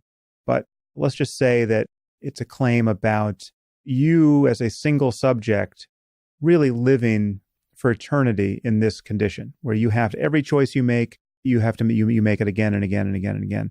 So is it ever reasonable to entertain that idea? Well, I think it does have if you entertain it in whatever way you can without claiming to be sure it's true, right? You can say, well, if I'm going to use that as a filter through which to look at all of my choices, right? So like if I knew that I had to have any given conversation an infinite number of times, like this will be part of the indelible record of my lifeline in the cosmos, and it's going to happen again and again and again and again. Would I choose to do this exactly as I'm doing it now? Would I want to be petty in the way that I just was petty again and again and again and again? And it has a kind of ethically clarifying result when you think in those terms. Why not use your time as productively and as beautifully as possible, given that it's going to repeat again and again and again? Well, I guess you could have the same effect if you just take the atheist consideration, say you get just one shot at this, right? This is the only way you are going to live this Monday, because this Monday is never coming back, right? Use it wisely. That's probably something you could claim to believe, and it might have the same effect. But I'm just saying that there are filters you can put on your cognitive and emotional life, which you can hold in a kind of instrumental way. It's not the same thing as saying, no, I believe that Nietzsche was right about this, right? Like, I think that, this is what I think is true. And if you gave me a way to wager money on it, I would wager money on it, right? If you ask someone who really believes in the 9/11 truth conspiracy theory, Sure. right? That Bush brought down the World Trade Center, and you ask them to have a conversation about it, and they give you all the rigmarole about the melting point of steel and Building 7, and people would have, people rigged the buildings to explode. And you ask them how they got all that thermite into the buildings, and they did it in the dead of night, and how many conspirators were involved. And there's an endless energy to talk about these things. And in that case, these really are propositional claims about what happened when no one was looking. And I think the people who believe this stuff really do believe it. And this is very much analogous to what happens in religion. This is analogous to a Christian saying, no, you don't understand. I really think that Jesus was resurrected. I think he was nailed up on the cross. He was a human being. The tomb was empty, and he ascended. And what do you think ascension is? Well, I think it's actually, it's going up, against gravity physically. And when the rapture happens, I'm going to be pulled up there. And if you're in a 747 at that moment, you're going to see me up, in the stratosphere. I mean, these are, whether they are that explicit, if you get people talking, they believe something concrete. Well, they're not metaphorical moves. But can they then decamp?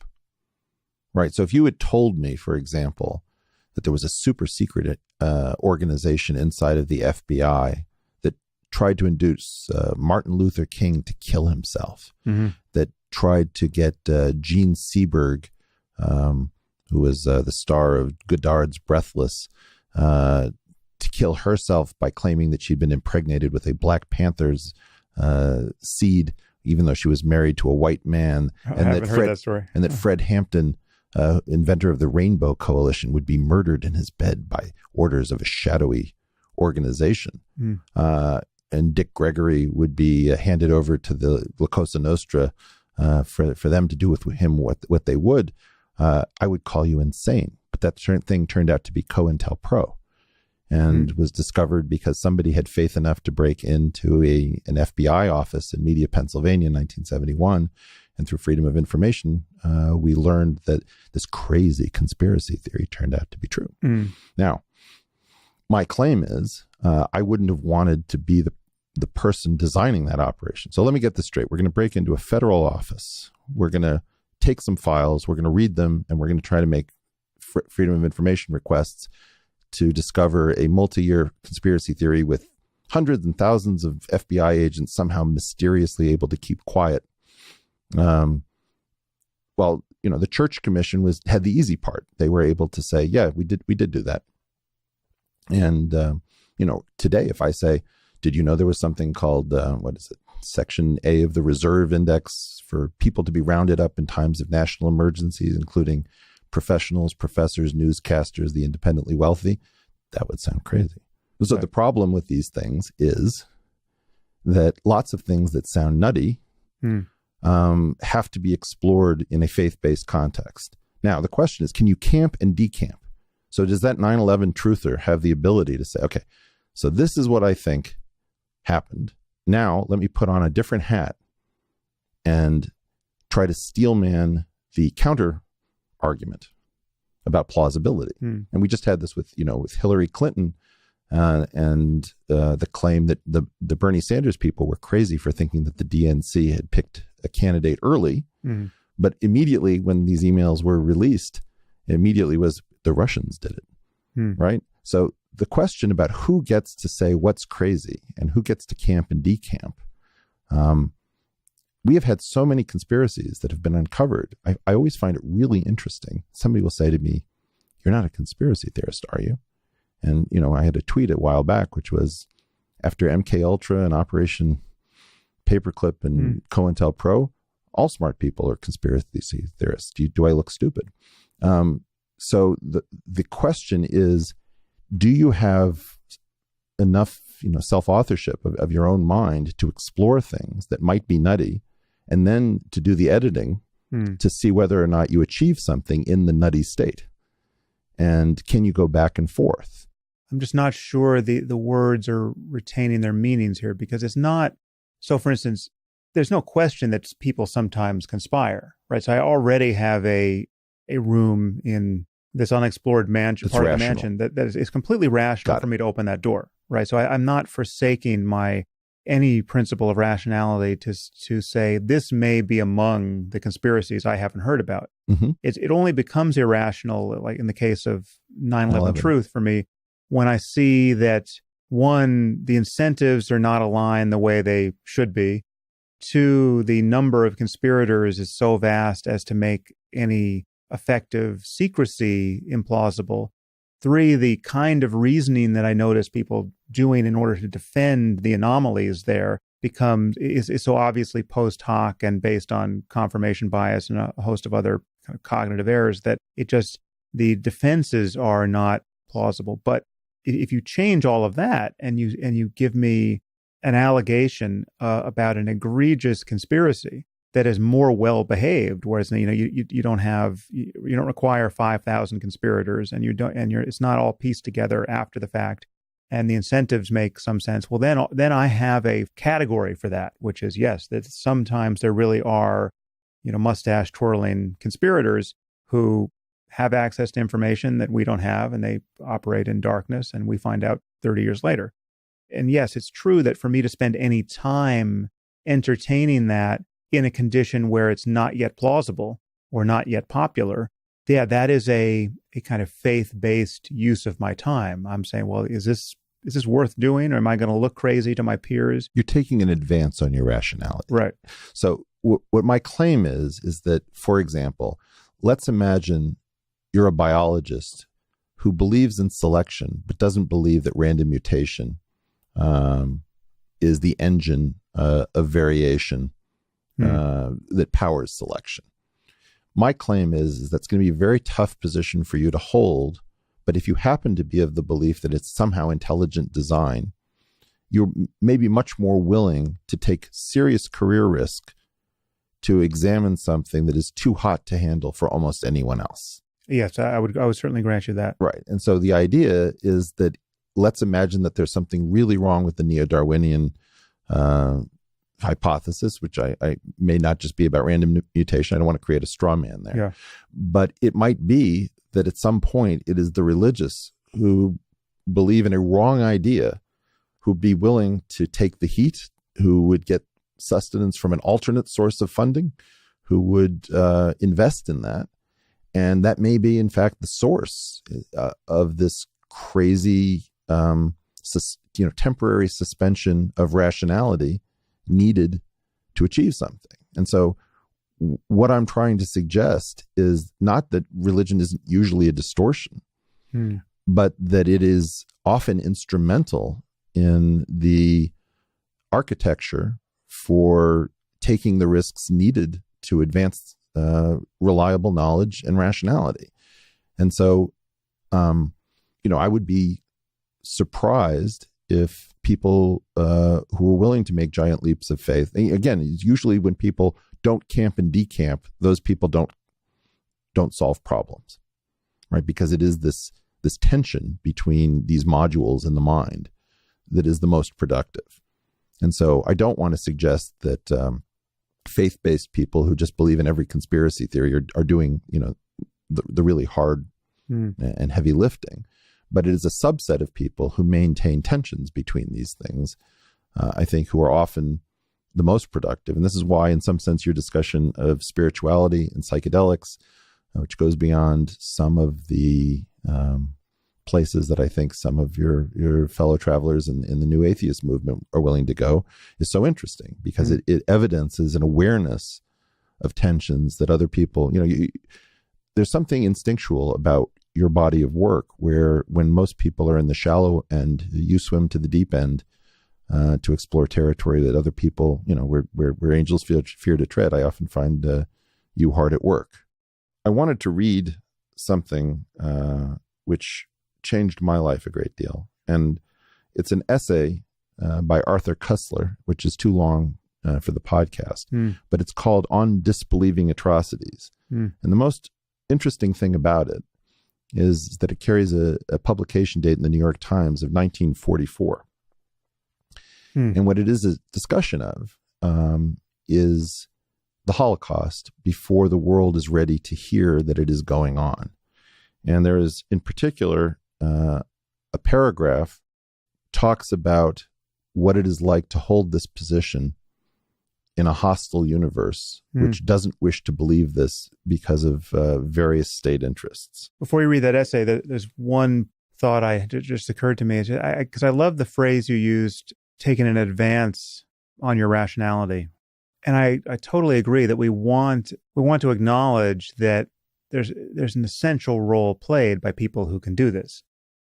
The quixotic project is sometimes the only project that will save us in the end. And the person, the journalist who will spend half a career sleuthing out some conspiracy that turns out to, in fact, be a real conspiracy that is consequential, we are incredibly grateful for that effort in the end. So that is a feature of our society that we want to encourage, and we want the walls of orthodoxy to be more permeable or less tall than they often are. But I just don't see how any of that necessarily links up with religion. And some of the examples you put forward of people who do this and take risks to do it are obviously people who are not driven by religion. I mean, so, Elon being one example you gave. I mean, he's taking these huge risks, and they're bearing fruit or not. But at the back of all that is not anything like a religious motive. It is just a very sense that this is the direction I want to go in, and I'm not too troubled by the lack of a guarantee that it's going to work out. I mean, somebody's going to have to go in this direction eventually, and why not be that somebody? So he wants to be presumably Adam and Eve to colonize an entire planet. He wants to save humanity from its dependence on fossil fuels, rescuing humanity. I mean, L. Ron Hubbard dreamed up stuff that seems... Yeah, but he's actually building rockets. L. Ron Hubbard's rocket was a Boeing 737 that was piloted by aliens. I know, but dropped our Thetans into a volcano. I think that L. Ron Hubbard was interested in doing other terrestrial things, and Elon is actually interested not in playing at religion, but just the way you guys have made this very interesting point that the great atheist governmental experiments that ended in so many deaths in the 20th century were actually religious in some way, which I think is an interesting point. I don't quite get the same good feeling from that you do, but it certainly needs to be entertained. I think that there is something religious about this kind of faith. I don't know him. I've never met him, but I do think that it is emblematic of the mindset that I would say would have a faith, would be permeable to faith. And the speed with which he picked up on AI and this sort of artificial general intelligence apocalypse, suggests that mind is also permeable to things that are at least in the general neighborhood of faith. Because the idea of building a golem that could in fact, destroy you, there's, a very religious aspect to this singular act of violent creation. Yeah, well, that may take us farther afield than we want to go. But there I would actually just disagree that it's much more a matter of seeing the implications of just progress in that area. It's like for me, to take the AI case, I actually just gave a TED talk on this, which is not yet online, but will be, I think, in a few weeks. It's just a very straightforward extrapolation based on 3 propositions. I mean, if intelligence is just a matter of information processing, and we continue to improve systems that process information, eventually, at any rate of progress, we will find ourselves in the presence of superintelligence unless we destroy ourselves some other way along the way and we stop making that progress. So just progress, indefinite progress, lands us in the presence of something that is, like as has happened for chess and just happened for Go, something that is cognitively better than us just across the board. And the moment you imagine allowing it to make improvements to its own source code because it's now the best mind to do the job, then something like an intelligence explosion is worth worrying about. As strange an idea as it seems, I just don't see any natural stopping point between here and there. It is very much a in some sense, just as simple as the truth of exponentiation. I mean, you tell me that 2 times 2 is 4, and, I keep raising it to further powers. And then you say, well, the implication here is that if you could fold a piece of paper 100 times and you just take 2 to the 100th power and multiply that by the thickness of the paper, what you get is not what your intuition tells you, which is something the size of a cinder block. It's actually bigger than the known universe, right? That's totally counterintuitive. And yet I believe it just based on seeing how, the arithmetic runs. That move from intuitive arithmetic, 2 times 2 equals 4, to fold this paper 100 times and it's light years across, that move for me is not, it's a rational extrapolation based on what I can kind of intuitively confirm. It's not the same kind of faith claim. And it's defeasible in the presence of deeper insights and better judgment. So for instance, if you came to me and said, well, listen, I'm a mathematician and you're not, and there's this conversation happening in mathematics that's incredibly fruitful that you know nothing about, which suggests that arithmetic breaks down in ways that are counterintuitive, and actually exponentiation breaks down. And we have just discovered that there's good reason to believe that, once you raise 2 to the 80th power, things begin to look a little different than you suppose based on the arithmetic you learned. Well, I don't know enough about math to immediately rule that out as all you mathematicians are wrong. So there is a kind of faith placing move on my side, which I just, for lack of bandwidth and lack of expertise, I just have to indulge, which is, on some level, I'm just waiting for the mathematicians to tell me what math is, right? Because I'm not doing the math myself.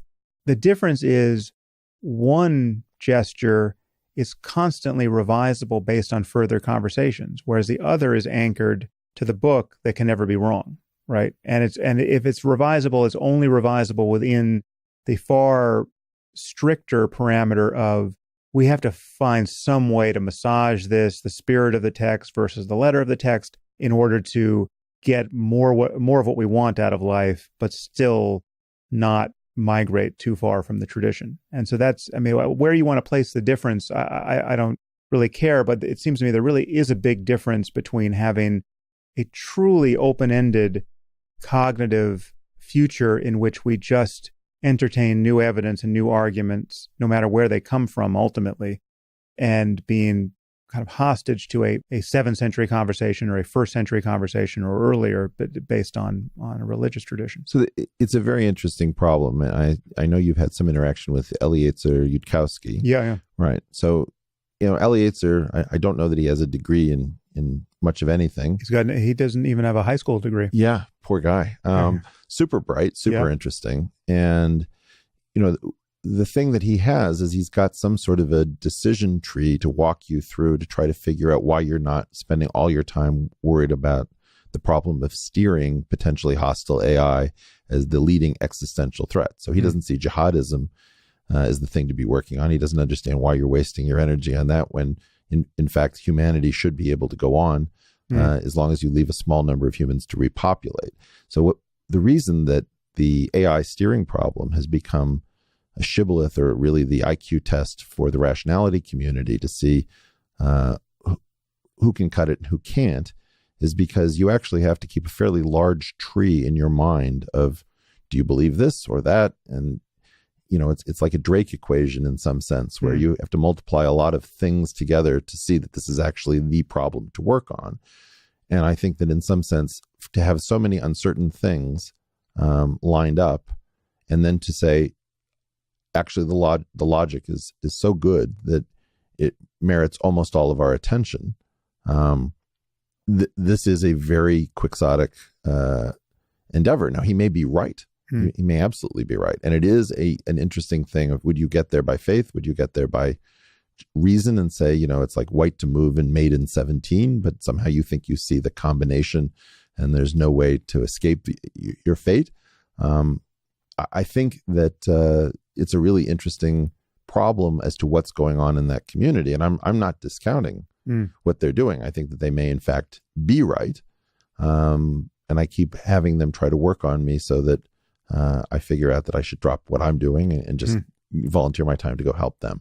But I do feel that that there is an interplay that even if you're doing something reasonable that feels intuitively wrong, we often supplement with faith. And so this whole idea about taking an advance is a very strong belief structure for me. I believe that the best advice to people is not under promise and over deliver. It's over promise and over deliver.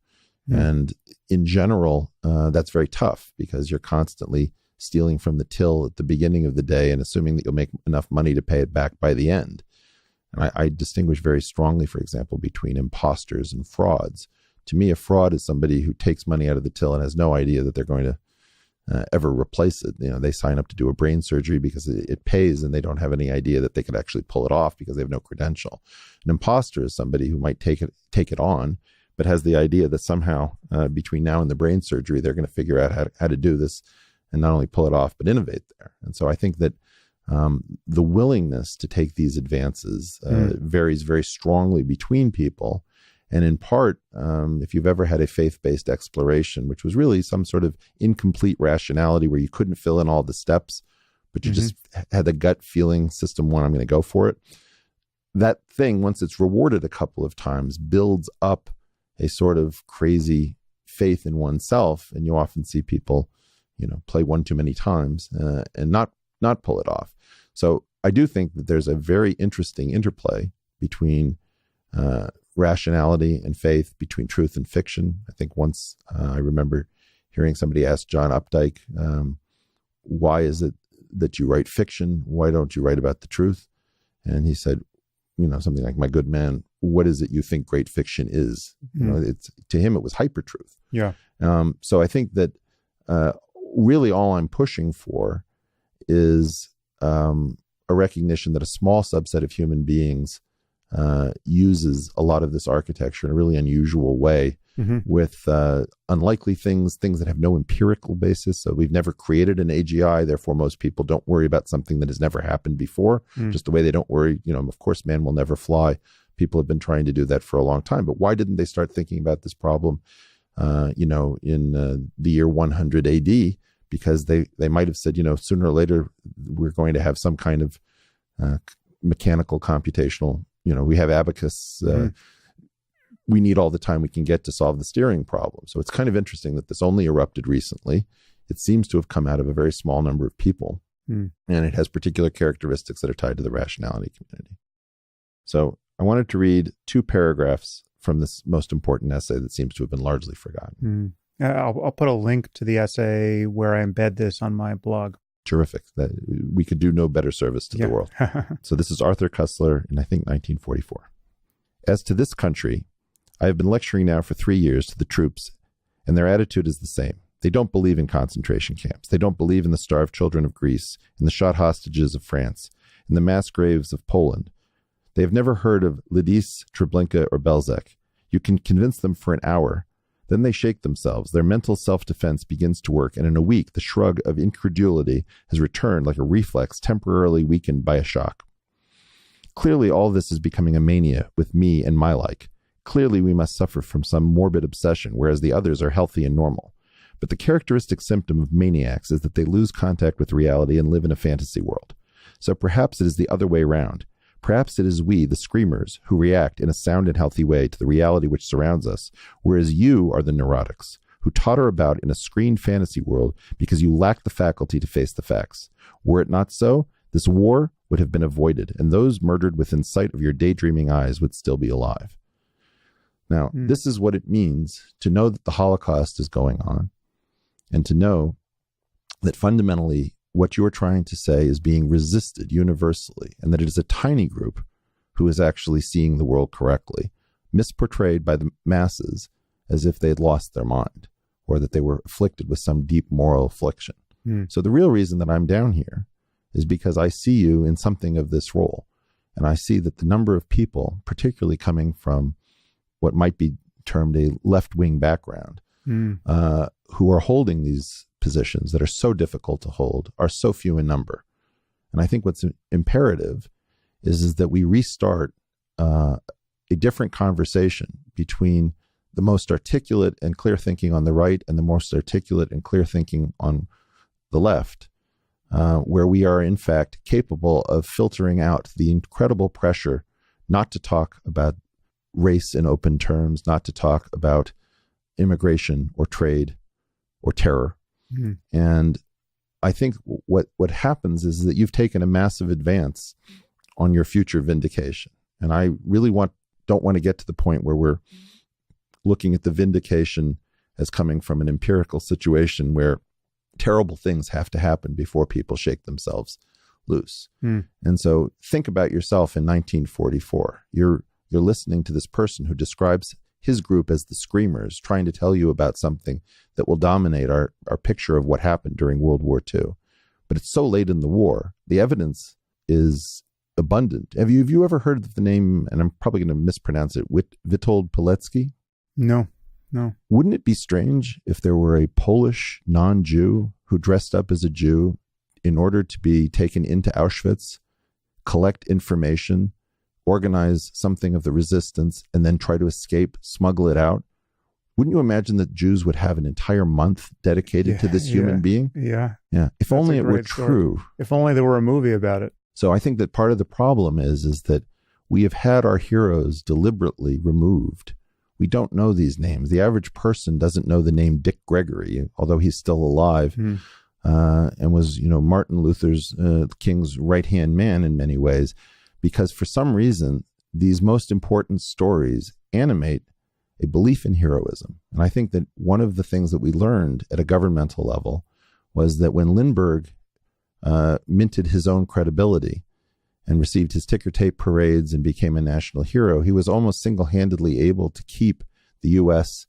out of World War II when Roosevelt very much wanted to get us in World War II. And I think it's a real question about where are our living heroes. We've always had them, but there are very few that we can point to who are capable of using some self-minted credibility to correct governmental action. When Einstein stood up to the McCarthy hearings on behalf of a physicist who was not of great reputation but was being hauled in front of McCarthy, he lent his name, and in fact the U.S. went on a little campaign to discredit Einstein in anything area other than physics, claiming he was too naive. So I think it's really important to understand that we've been here repeatedly, and at least since Lindbergh, we've had a very hard time, with a few exceptions, finding anyone who would mint their own credibility and stand in opposition to these really large institutions. And I think that this is really what you're doing. And so one of the things that I try to talk about in terms of leadership is that we always talk about leadership, but not followership. And one of the things that I try to do as a relatively strong voice is to lend my voice in the support of others, because I think that if we don't teach people that there's no shame in following others who are doing the noble work, we have leaders but no followers, and nothing much gets done. And so even though I think, as you've heard, I am critical of some of the things that you've said and done, I think that it's important to realize that there's a really heroic aspect to this project. And one does not need to sign up for all aspects of it to see that the decency and the attempt at clarity and fairness is unmistakable. And so to all of these people who've gone after you, I was really interested in Cenk Uygur's worldview for a long time. I've held Glenn Greenwald in respect. I've talked to Chomsky when I lived in Cambridge and thought highly of his ability to hold independent opinions. We are witnessing something very, very strange.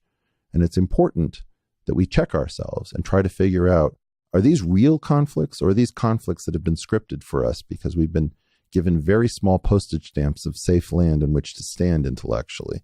And I think that there's a coming together that is absolutely necessary, because I don't want a conversation conducted by Hillary Clinton and Donald Trump. I have no use for either of these people. This is a conversation that we have to have, and it's a different generation, it's a different worldview, and it's a different intellectual ante that has to be put up to talk about these most difficult topics. And it requires humility, it requires a willingness to learn, to camp, decamp, to change one's mind and revise. And I think that that's really what your core message is. And I'm very angry at those who have hijacked it cynically, because there's no question that someone with the skill and grace of a Reza Aslan could easily see your point if only he were striving to see it. But the fact of the matter is that there are two things that we're fighting. One is we're fighting this narrative that wherever there's smoke, there's always fire. And if you know anything about cooking oil, there's a smoke point, there's a flash point, and there's a flame point, and they're not the same. So you can easily have smoke without fire. And that's where you and I think, stand. There's a lot of smoke and there's no fire. The other thing is, I don't find my inclusion in the group of European Americans a particularly interesting group.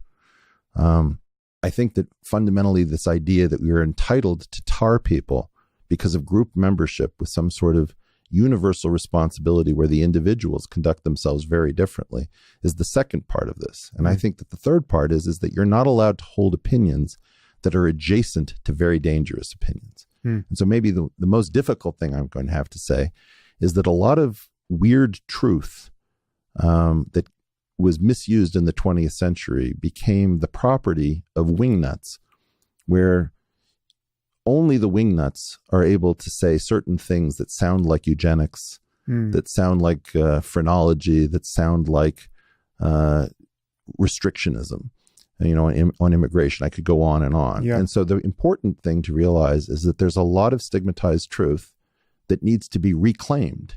And I think that this is a lot of where you are finding your difficulties. And it's important that people realize that there's no way of attacking any one of us individually. We are finding each other.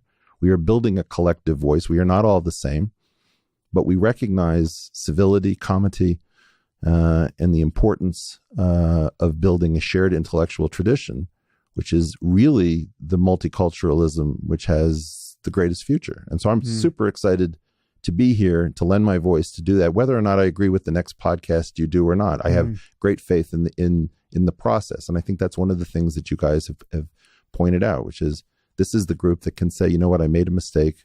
I learned something new. I changed my mind. And these are the hallmarks, along with steel manning and some of the things you've talked about under Rappaport's rules, that should be the sine qua non of mature discussion. And I think that it's very important that either you get a referee for your podcast so that you're not having to call people out, or that you stop them as soon as you've tried 2 or 3 times and the misrepresentation is too severe. Interesting. Well, that's all great, and by turns very flattering to hear. I mean, it's great. It's great to have your voice on the podcast. It's great to have you thinking out loud about how we can engineer this conversation and get it to scale and make it more durable. And I'm very happy to continue the conversation with you in whatever venues or formats we figure out going forward.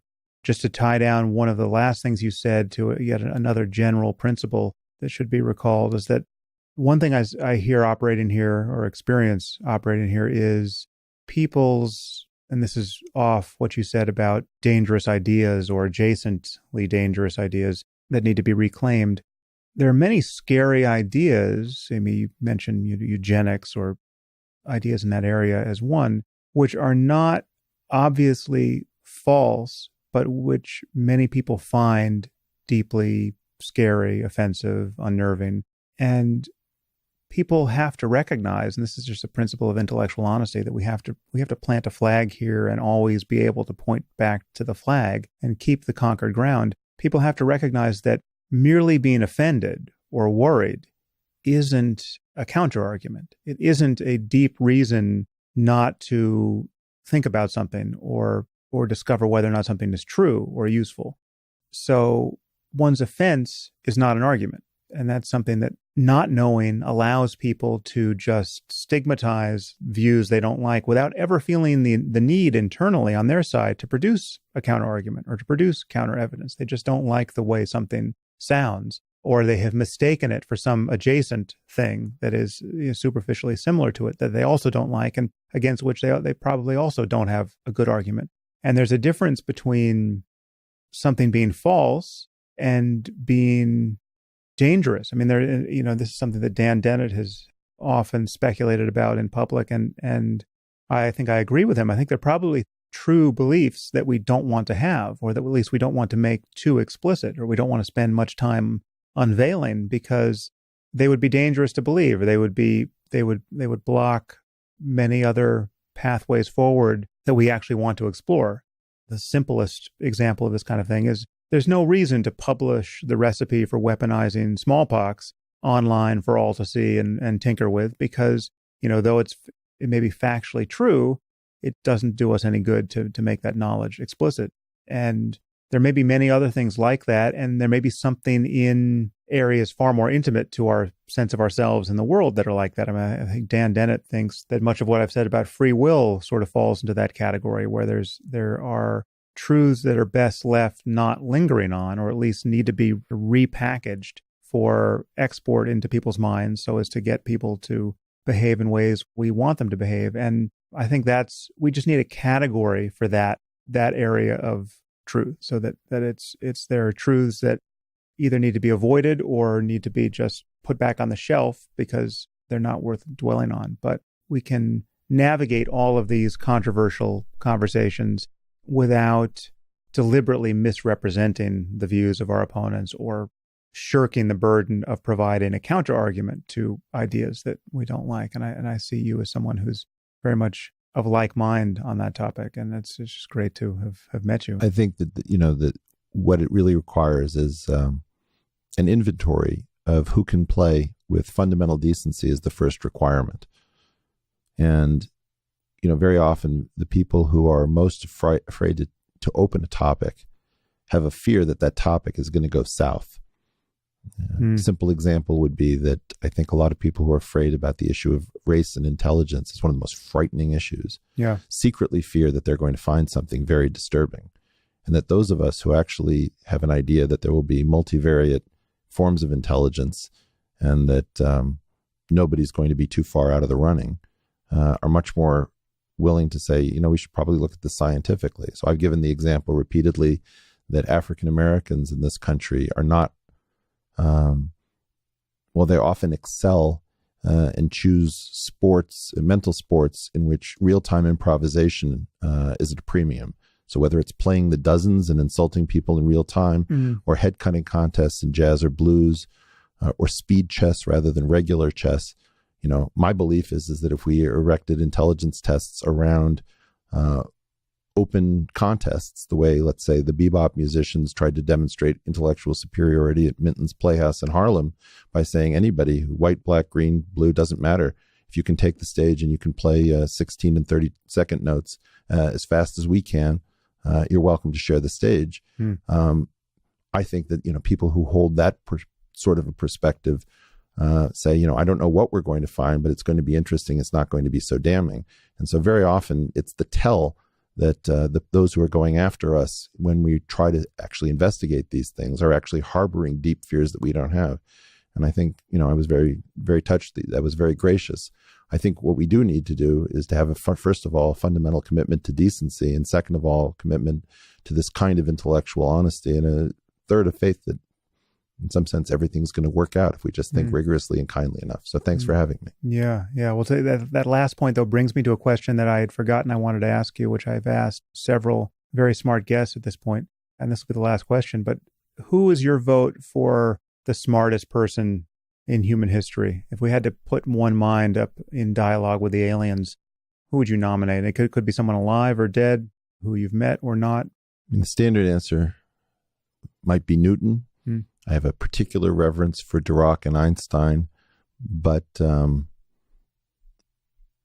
fear that that contains a bent